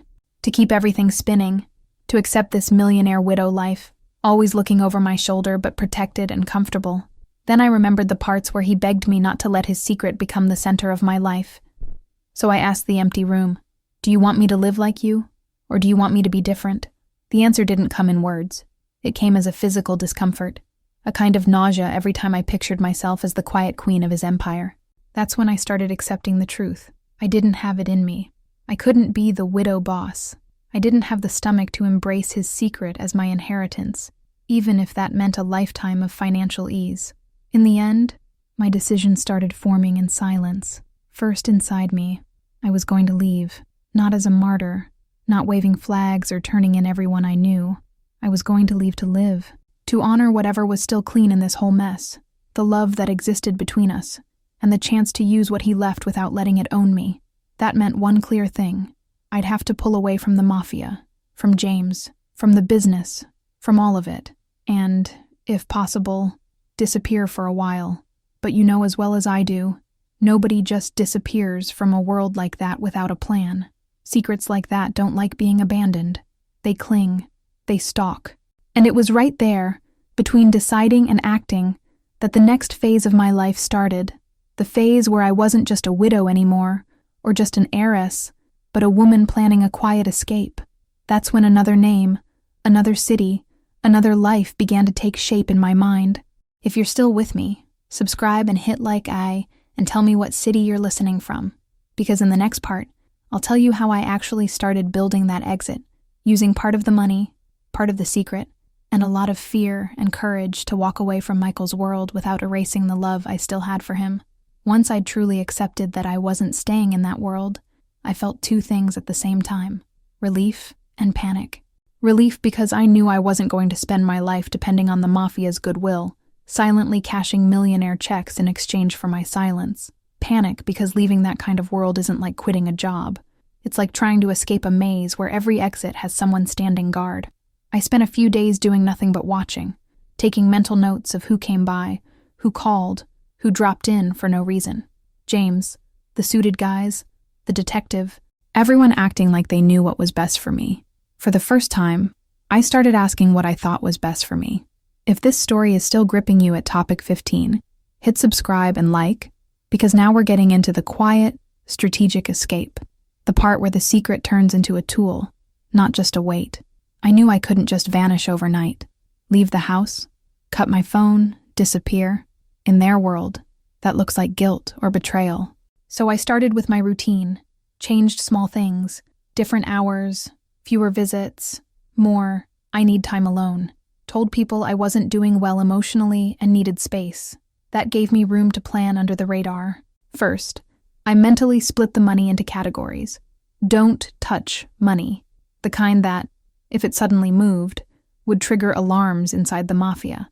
And flexible money, the stuff Michael had tucked away more discreetly, the things he clearly intended as a safety net for me. I wasn't going to run off with duffel bags full of cash. I was going to leave with just enough to build a new life, but not so much that it screamed theft or betrayal. The goal wasn't to live as a flashy millionaire somewhere else. It was to live in peace. One night, I sat on the bed with his letter again and made a list. On one side, everything that tied me there. Our house, my memories, James's help, the illusion of controlled safety. On the other, what I stood to gain by leaving. Anonymity, freedom, a chance to use the secret not to make more money, but to get far away from all of it. I thought about his words. You don't have to fix what I broke. Just don't repeat it. I decided my escape would follow that line. I wasn't going to become some vigilante, handing over files and blowing the whole thing up. That would probably get me killed. But I also wasn't going to sit quietly on a pile of dirty money pretending that was honoring his love. Slowly, I started withdrawing small amounts, at different times, from different banks. Every withdrawal had a believable reason. Therapy bills, legal fees, a trip to clear my head, everything with receipts, everything plausible. I was learning, in the most painful way, how to turn the secret into a strategy. Then came the hardest part, deciding where to go. I couldn't just close my eyes and point to the map. I needed a place where my last name meant nothing, where a new face wouldn't trigger curious gossip. I started looking at mid-sized cities, not so big I'd get lost in chaos, not so small that I'd be tomorrow's headline. I wanted a place where a new neighbor is just a new neighbor, not a topic of investigation. I also thought about work, about the kind of life I could live without depending entirely on what Michael left, because as messed up as this sounds, I didn't want to be that widow living off dirty money. I wanted a routine, something that was mine. And let me ask you, what city are you in? Because when I stared at maps on my laptop, I thought of people like you, regular people, living normal lives in places where I wished I could just drop in and start over, invisible. While I was planning, I still had to act, answer James's messages, return the detective's calls, show my face when it made sense. Some days it felt like theater. When James called me in to discuss long-term strategies, I showed up, listened, let him think I was taking time to decide, never refused openly, just postponed. My lawyer needs to review things more carefully. My mom's not well. I need to be with her. I'm not emotionally ready to make big decisions yet. Those lines became my armor. Meanwhile, behind that shield, I was gathering documents, making copies, separating what I'd take and what I'd leave, researching rentals in other cities under a different name. I even practiced a different signature. Leaving wasn't just physical. It meant letting the version of me who was the boss's wife die quietly, so something else could be born. The secret was still heavy, but now it was also a push. One day, I stood in front of the mirror and really looked at myself, not as the widow, not as the heiress, but as someone who had a choice. I tried to see myself the way others might, the pretty widow of a powerful man, someone who might become useful to that world in her own right. But inside, I saw a tired woman with dark circles under her eyes, stuck between the love she felt for a man who was gone and the fear of the world he left behind. That's when something clicked. If I stayed, eventually I'd start normalizing all of it, and humans are very good at getting used to what's wrong when it's comfortable. I saw it in James, in the suited men, maybe even in the lawyer, people who'd learned to walk around secrets like they were just part of the decor. I didn't want that for myself. I didn't want to wake up 10 years from now defending the indefensible just because the money was good. That day, I stopped thinking about if I'd leave and started planning around when. I picked a date, some random day a few months out, and treated it like a quiet finish line. I gave myself 3 months. 3 months to prepare everything without rushing, to avoid setting off alarms. 3 months to unravel my old life and build the skeleton of a new one. During that time, I went out more, but always alone. To anyone watching, it looked like I was getting back to normal, running errands, going for coffee, trying to move on. In reality, I was scouting banks in other districts, meeting new people I knew the mafia didn't care about, opening a small account in a different bank under a different name. Nothing flashy, everything low profile. When people asked how I was, I said, 1 day at a time, and it was true. Every day was another brick in the bridge I was building to leave. And every day was another step away from the old version of me, whose whole life revolved around Michael, his secret, and our broken love. If you're here with me, subscribe, hit like, and tell me where you're listening from. Because next I'll tell you about the day I finally left. The new city, the new routine, and the strange feeling of being free and haunted at the same time. When the day finally came to leave, it didn't start with drama. No explosion, no chase, no sirens. It started with silence. I woke up before sunrise, looked around the house, and it felt like everything had a voice. The couch where we watched movies, the table where we had breakfast, the door Michael walked out of for the last time. It was like they were all asking me, "Are you sure?" Truth, I wasn't. Not 100%. The only thing I had was a decision. I wasn't going to spend the rest of my life as the widow of a mafia boss, sitting on millionaire money, trapped inside a secret that was never mine. I packed just one suitcase with the essentials: clothes, documents, the letter he wrote, some clean cash, and a few photos I couldn't bear to leave behind. Everything else stayed. Not because it didn't hurt, but because I knew that to start a new life, sometimes you have to let your old one burn behind you. If you're still here, hit subscribe and like, because now comes the part where I walk away from the scene of our whole story, without ever really walking away from my love for him. Choosing the new city wasn't some romantic follow the wind thing. It was math. I needed a place where my last name meant nothing, where a new face didn't automatically become gossip. I picked a mid-sized city, far enough that I wouldn't run into anyone from the old world, close enough that it didn't look like I'd run from the country. When I stepped off that bus with my suitcase and my heart racing, the first thing I felt was bizarre. Nobody knew me. Nobody looked at me with pity. Nobody saw Michael's widow. No one tied my face to the mafia or that hidden millionaire fortune. I was just someone. A woman asking for coffee and a room to rent. There was a strange freedom in that. It felt good not to be watched. But it also hurt to know that to have that kind of freedom, I had to lose the man I loved and drag his secret along in my carry-on. And you, where are you watching from? Which city? Because I could have ended up in a place like yours, in some alternate version of my life. I built my new routine like someone stacking a house of cards, slowly, carefully, knowing that one wrong move could knock everything down. I rented a small furnished apartment, modest, neutral. No one would look twice. I didn't want to show up looking like someone who had endless resources.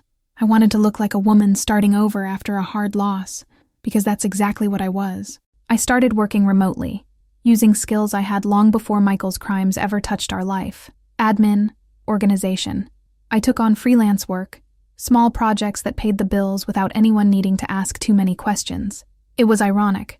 While I was filling out spreadsheets for small businesses, the kind of money sitting quietly in accounts under my control could have bought half that city. But I didn't want that to define me. I used the money carefully, strategically, like a safety net, not a throne. The secret was still there, but now it lived in the background drawer, not in the middle of the table. Even in a new city, in a new bed, with a new routine, Michael was everywhere. At first I thought he'd fade slowly. He didn't. He became my mental reference point for everything. When I was signing a new contract, I'd think, do this differently than he did. Be honest from the start. When someone bragged about a shortcut for easy money, my stomach flipped. It felt like seeing tiny reflections of the world that swallowed him. At the same time, I'd catch myself smiling at memories that were stupid and pure. The way he sang off key, the way he messed up recipes, our silly in-jokes. That's the cruel part of loving someone who had such a dark side. Your brain knows everything. It knows about the mafia, the secret, the millionaire shadow life, but your heart still keeps the warm parts stored in a place nothing can touch. I didn't forget what he did, but I also couldn't erase who he was to me. Slowly, I started forming new connections. The lady at the bakery who remembered my order, the neighbor who lent me his Wi-Fi when my internet was down, the landlord who complained about everything but had that lonely look in her eyes I knew too well. I never told any of them the full story. I just said the basics. I lost my husband. I needed a fresh start. I left a city that held too many bad memories. That was enough. Everybody's busy with their own pain. People rarely dig too deep into yours. And that, for me, was a relief. In this new place, the biggest secret people imagined about me was, she must still be really grieving. That was a luxury no amount of millionaire money could buy, being read as normal. But even then, I couldn't fully let my guard down. The past doesn't vanish when you change zip codes. It learns how to find you. One night, sitting on the tiny balcony of my new apartment, staring down at the city lights, I let my mind wander. What if he were here? I pictured Michael in that cramped chair where I was, complaining about the coffee, making jokes about the neighbors, doing something regular, like being a small business owner, a barista, anything far away from the mafia. For a few seconds, I let myself believe in a version of reality where he'd somehow walked away from that life and come with me. But the truth is, that wasn't who he was when he died. Maybe he wanted that. Maybe he didn't. What I know for sure is that I was living what he wrote in the letter, a life where I could decide to be different. And as painful as it was, I was doing it alone. If you're still with me, subscribe and like you, and tell me where you're listening from. Because all over the world, there are people starting over because of choices they never made. Over time, I accepted that my new life was never going to be 100% clean, in the fairy tale sense. It didn't matter how honestly I worked, how thoroughly I paid bills, how simple my routine looked. Part of my security would always come from a dead man who was a mafia boss, a shadow millionaire, owner of a secret that changed everything. Instead of pretending that didn't exist, I decided to do something with it. I began quietly redirecting some of what he left into small, targeted help, paying off a stranger's overdue rent, covering a hospital bill, supporting little local projects. I didn't do it to erase his crimes. Nothing can. I did it because letting that money just sit there felt like letting the secret suffocate me slowly. This way, at least a piece of it returned to the world not as fear, but as relief. My life changed. Yeah, I left that world, changed cities, built a new routine. But Michael stayed with me, not as a ghost that haunted me, but as a scar, a mark that tells you where you've been, but doesn't decide where you're going. And that's where the next part of my story begins, dealing with the guilt, the comfort, and the fact that I was living well, knowing exactly where every cent came from. The strangest part wasn't moving. It wasn't building a new routine. The strangest part was learning how to live with the feeling of being materially okay and emotionally wrecked. From the outside, if someone glanced quickly at my life, they'd probably say I'd landed on my feet. Rent on time, fridge full, a small, tidy apartment, no kids to support, no visible financial drama, no luxury, but no real struggle. And that's where the contradiction starts. Nobody knew that behind that stability was the inheritance of a mafia man, a shadow millionaire, and a secret so heavy that if I told the whole thing, a lot of people would cross the street to avoid me. I'd stand in the grocery aisle choosing fruit, bread, milk, and out of nowhere, the thought would hit. This safety net I have didn't come from anywhere clean. Even working, even earning my own money, even using only a portion of what he left. The truth was, my backup plan was built on decisions that weren't mine, and that came with a very specific kind of guilt. The guilt of being okay while knowing exactly who paid the bill. I remember one day, a coworker from a remote project joked, "You're so calm about money. It's like you've never been broke." I smiled politely, but inside, it was like a punch, because I had been broke, once, back when I thought Michael and I were just another struggling couple. The difference is that, by the time I still believed we were fighting to get ahead, the mafia money had already started flowing. I just didn't know. Nowadays, when someone says I'm lucky, I choke back a bitter laugh. Luck would have been having a fully honest love, even in a tiny apartment, even with overdue bills. What I got was something else entirely. Luck mixed with tragedy, comfort mixed with fear.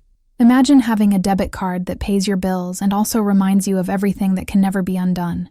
It's like wearing a warm coat you know was stolen from someone else in winter. You're warm, but you can't ignore where it came from. And you, watching, what city are you in? Somewhere out there, there's someone feeling guilty for being okay, for reasons nobody can see on the surface. It didn't take long for me to realize I couldn't live just wrestling with guilt. Either I turned it into something or it would swallow me. That's when I started using part of his inheritance in a different way. Quietly. No fanfare, no savior complex. Just redirecting. Someone about to lose their place because they couldn't pay rent. I'd find a way to cover it anonymously. A family with no money for a medical treatment. I made it happen without my name attached. Local projects helping women trying to leave abusive situations.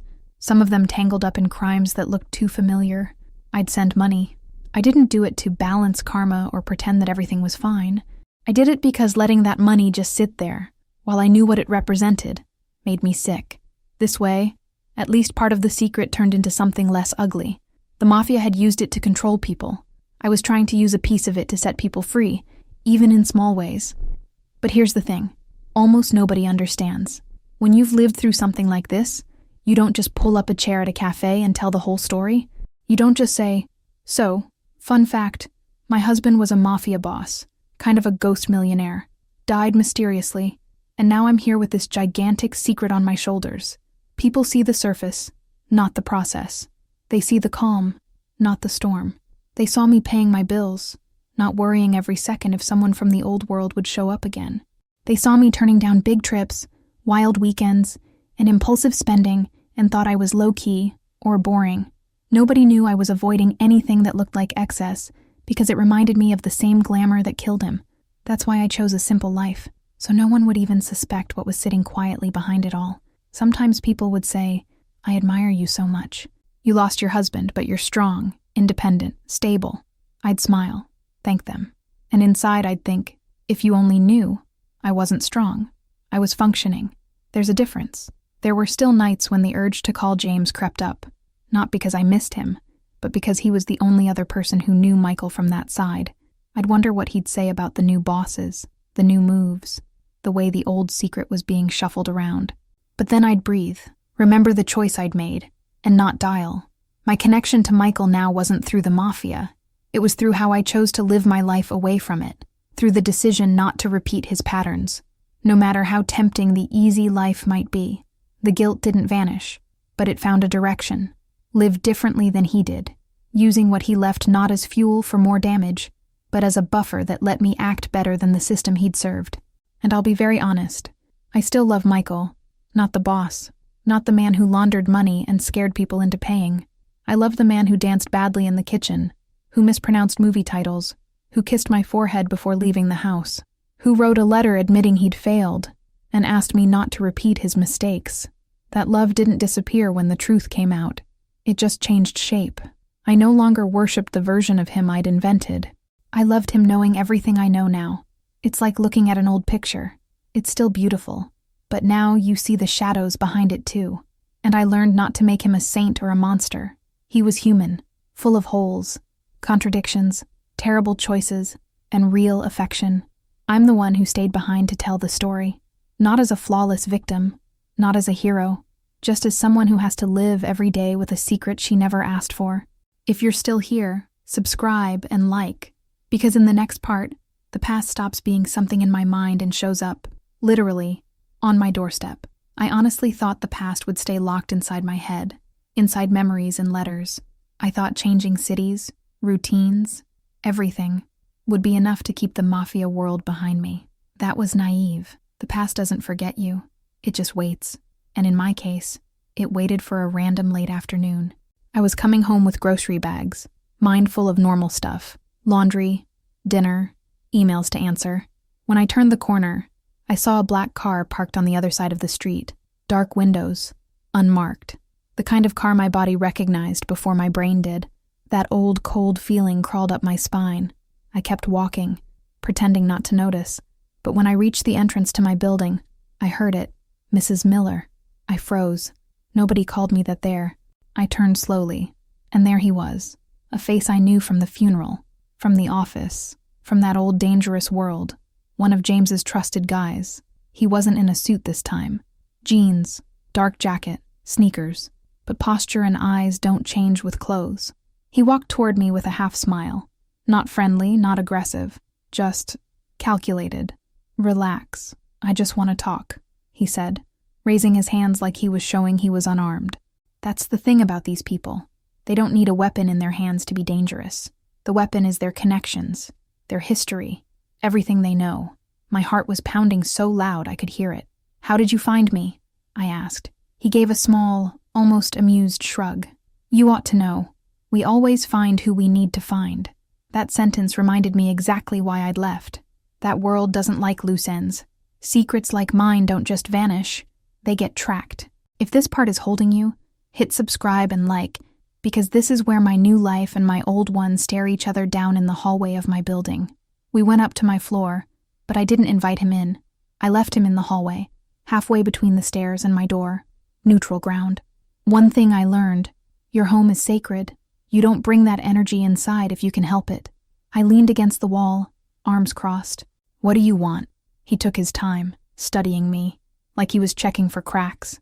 I came with news, he said, about James and about Michael's legacy.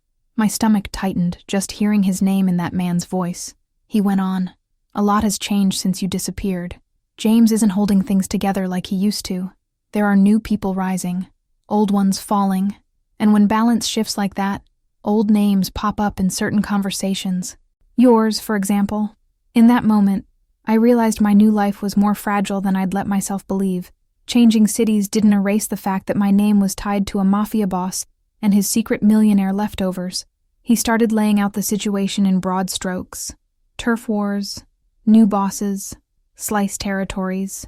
Michael knew this could happen, he said casually. He knew one day the balance might break. I asked, trying to sound calmer than I felt. And what does that have to do with me?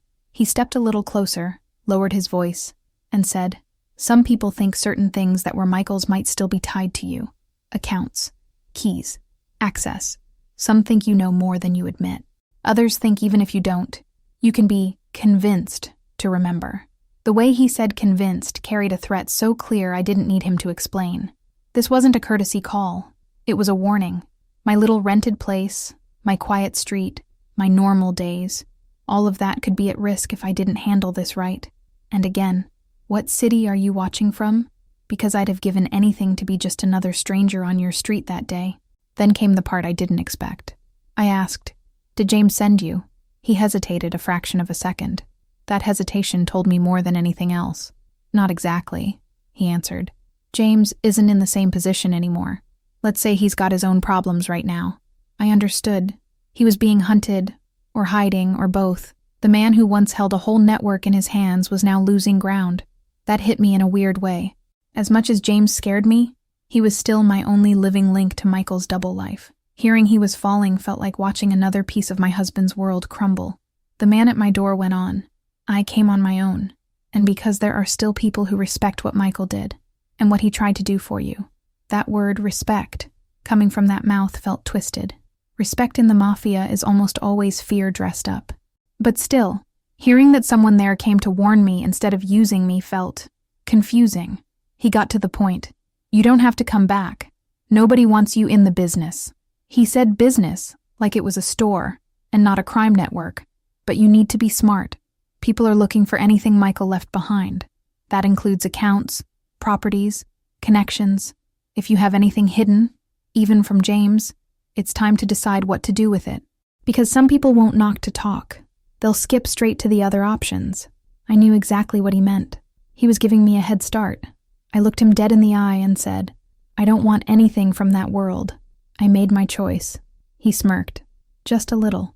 You do want one thing, he said, to stay alive. And in this context, that counts as wanting something. He wasn't wrong. Staying alive was a choice, was part of my inheritance from that secret. After he left, I leaned against the back of my door and listened to the empty hallway. My new city was still there. My apartment, my freelance jobs, my bakery, my neighbors, they were all still real. But now, a crack had opened beneath all of it. I finally understood that starting over doesn't mean erasing what happened. It means learning to live, knowing that the echo of your old life can show up at any moment. His visit was that echo. It brought me news of James's fall, the reorganization of the mafia, and the reminder that my name still traveled in conversations I wanted no part of. But it also brought me something else. Proof that I had, in fact, managed to get some distance. I wasn't in the middle of it anymore. I was on the outside, watching ripples from a life I refused to keep living. The next step was clear. I needed to close this chapter properly, not just in my head, but in my heart. And that meant facing Michael one last time, at his grave. Going back to that city after everything was like walking into a movie I'd already watched. But now, in high definition. Same streets, same storefronts, same hill with the cemetery at the top. The difference was me. I wasn't the same woman who'd left with one suitcase and a chest full of unanswered questions. Now I knew exactly who Michael had been. My husband, a mafia boss, a hidden millionaire, a man with two worlds and one huge secret that stretched across our entire story. Even so, I felt like I needed to see his grave again, not as the naive widow, but as someone who had survived all of it. Before going up to the cemetery, I drove past our old house. I didn't even stop the car, just slowed down enough to look. That house held the best and worst of our love. It was weird thinking that, while I'd stood there choosing curtains, he'd been out choosing which deals to close. When I walked into the cemetery, the smell of flowers mixed with damp earth hit me the same way it had that first day. Only this time, there were no expensive suits, no cold stares, no James, just me, just him. I made my way to his grave slowly, half afraid I'd see my old self sitting there crying. His tombstone had his full name, dates, and a phrase the family chose. Man of faith and word. I almost laughed. Man of his word. Sure. To the mafia. As for faith, maybe he believed in his ability to control his own secret. I placed my hand on the cold stone, and for a few seconds I couldn't say anything. It felt like all the versions of him were gathered there. The husband, the boss, the almost millionaire, the lost boy who wrote me that letter trying to explain himself. For the first time, I felt like I could talk to all of them at once. I sat on the grass, pulled my jacket tighter, and started talking out loud. So, you did it, I said. Your secret followed me all the way out there. I know who you were now, Michael. Not just the man in our bed, but the man in those rooms. I told him about my new life, the city, the small apartment, the regular work, the neighbors who didn't know anything. I told him about the day that man from James's circle showed up at my building, warning me about how things were changing in the organization. I told him about the guilt I felt every time I used a bit of the money, even when it was to help someone. And right there, sitting in front of his grave, I talked about love. I still miss you, and that pisses me off, because I know what you did, and somehow a part of me would still give anything to see you walk through a door again. That's the kind of thing people don't admit. But you and I, we're being honest here. You ever loved someone you can't idealize anymore but also can't fully hate? At some point, my grief turned into a serious, almost business-like conversation. I looked at the stone and said, "You left me more than money. You left fear, guilt, questions, and a choice. I took that choice, and I did what you couldn't. You used what you had to hold on to that world. I'm using it to walk away. You used the secret to climb. I'm using it to not fall into the same pit." I told him how I'd been quietly helping people, paying debts, funding treatments, supporting women who needed a way out. "If there's any peace for you anywhere," I said, "it's in this. I'm choosing to be what you never managed to be." For the first time, I didn't cry just as someone abandoned. I cried as someone who saw her own part too. Because yes, I'd been lied to.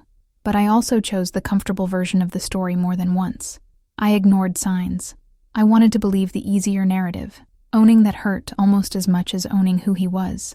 I also talked about my future. I'm not going back to that world, Michael.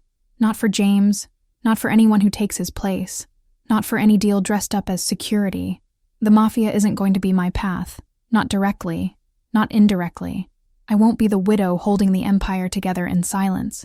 I'm going to be the woman who took this bomb you left and planted flowers around it. I told him I would keep using part of the money, but with intention, boundaries, and conscience. That I wouldn't torture myself for the rest of my life, but I wouldn't pretend everything was fine either. My punishment and my freedom are the same, I said, remembering every day where I came from so I don't go back there. And I'll ask you too, what city are you listening from? Because lots of people out there are doing something similar, turning pain into direction, using mistakes as a compass instead of a prison. Before leaving, I took his letter out of my pocket and read parts of it out loud, like I was returning his words to him. "You said I was the only thing you did right," I reminded him. "Now it's my turn to try to do something right with what you got wrong." I folded the letter again, slipped it back into my jacket, and stood there in silence for a bit, listening to the distant city noise. I didn't ask for a sign, didn't beg for forgiveness, didn't promise to forget everything. I just made one promise, that I'd move forward with him as part of my story, not the author of it. I brushed the dirt off my pants, touched the stone one last time, and said quietly, "I loved you. I still do. But from now on, love won't be an excuse to carry your guilt. I'll carry only what's mine." I walked down that hill lighter, not because the weight vanished, but because I finally knew which part of it belonged to me and which didn't. The day I came back from Michael's grave, something in me had snapped into place. Before, I'd been living like I was always bracing for another explosion from the past. A call from the mafia, a visit from someone dangerous, some new demand from the secret he left behind. After that goodbye at the cemetery, I realized I didn't have to live only in defense mode. I could live on purpose. The inheritance wasn't just money, accounts, properties. It was also a set of choices sitting in my lap. And now, I saw it clearly. I wasn't there to continue his story. I was there to redirect it. Yeah, I was technically the heir of an almost millionaire criminal. Yes, the money had rolled through some dark places, but what happened to it now went through me. If he'd used it to feed a machine that scared and controlled people, I decided I'd use my part to do the opposite. If this story is still resonating with you, hit subscribe and like, because this is where the dirty inheritance stops being just a curse and starts becoming a tool for transformation. I didn't wake up and launch some big foundation with his name on it. That's not how it works in real life. I kept it quiet, precise. One family at a time. A neighbor who was about to be evicted and had nowhere to go. I paid the debt through the landlord. No name attached. A kid in need of surgery whose parents were drowning in medical bills. I found a way to cover what insurance didn't. A small local group helping women get out of violent relationships and criminal entanglements. I became a quiet supporter. While he had used money and fear to trap people in systems like the one he was part of, I tried to loosen some knots here and there.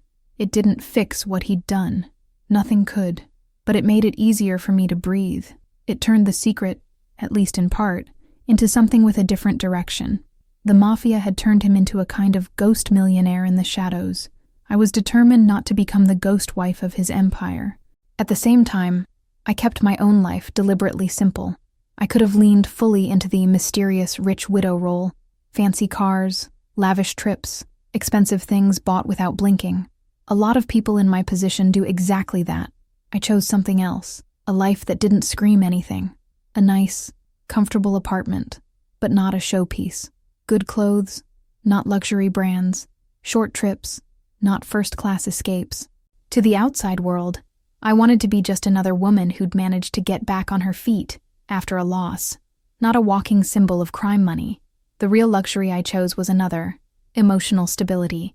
Coffee on my balcony, saying no without being afraid. Living without constantly wondering what each favor would cost me later. Sometimes someone would say, "You seem so peaceful. Must be nice not to have serious money problems." I'd smile and think, if you only knew what that peace is built on. The secret was still there, but now it was just one part of a much bigger picture. My love for Michael never just evaporated. It changed form. At first, it was tangled up with anger, guilt, fascination, a mess. Over time, it became quieter. I stopped trying to excuse him. I stopped trying to erase him. I started just holding both truths at the same time. He was the man who made me laugh, who held me on my worst days, who wrote me a letter owning up to his failures. He was also a man who hurt people, who intimidated, who chose the mafia again and again. I don't have to pick one version. I can love him as a whole, deeply flawed human being, and still refuse to live like he did. Every time I choose transparency over shortcuts, restraint over greed, honesty over easy lies, it's like I'm answering that letter of his. Like I'm saying, you couldn't find your way out, but I did. For both of us. Today, if someone asked me who I am, I wouldn't say, a mafia widow, or a woman who inherited millionaire money, or even someone carrying a huge secret. I'd say something simpler. I'm a person who watched what power does to a confused heart up close, and decided to walk the other way. Michael's story marked me, yes, but it also sharpened my vision. I can spot manipulation faster. I can feel when a favor has a string attached.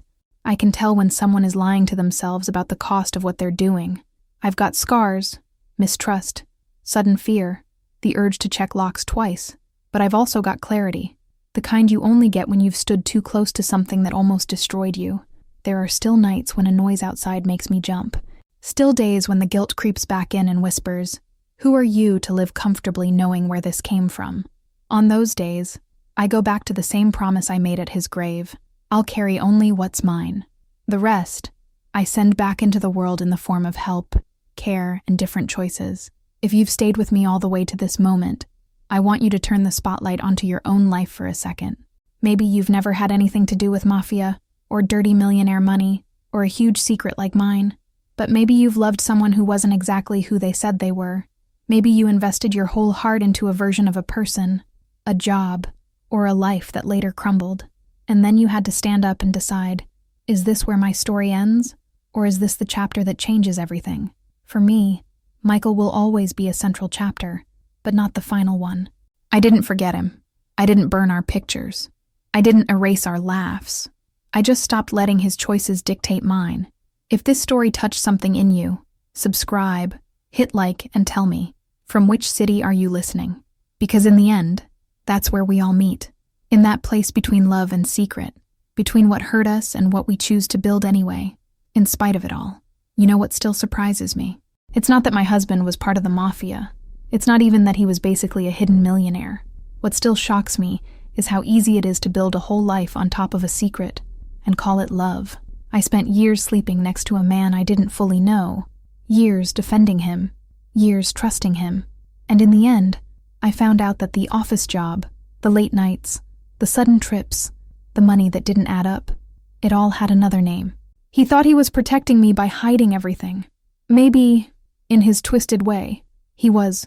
But the truth is, when the secret exploded, it didn't just destroy his life. It split mine in half too. If there's one thing I want you to take from my story, it's this. Don't fall in love only with what a person shows you. Pay attention to what they hide. Real love doesn't need a double life to survive. Real love doesn't need a "don't ask too many questions" clause.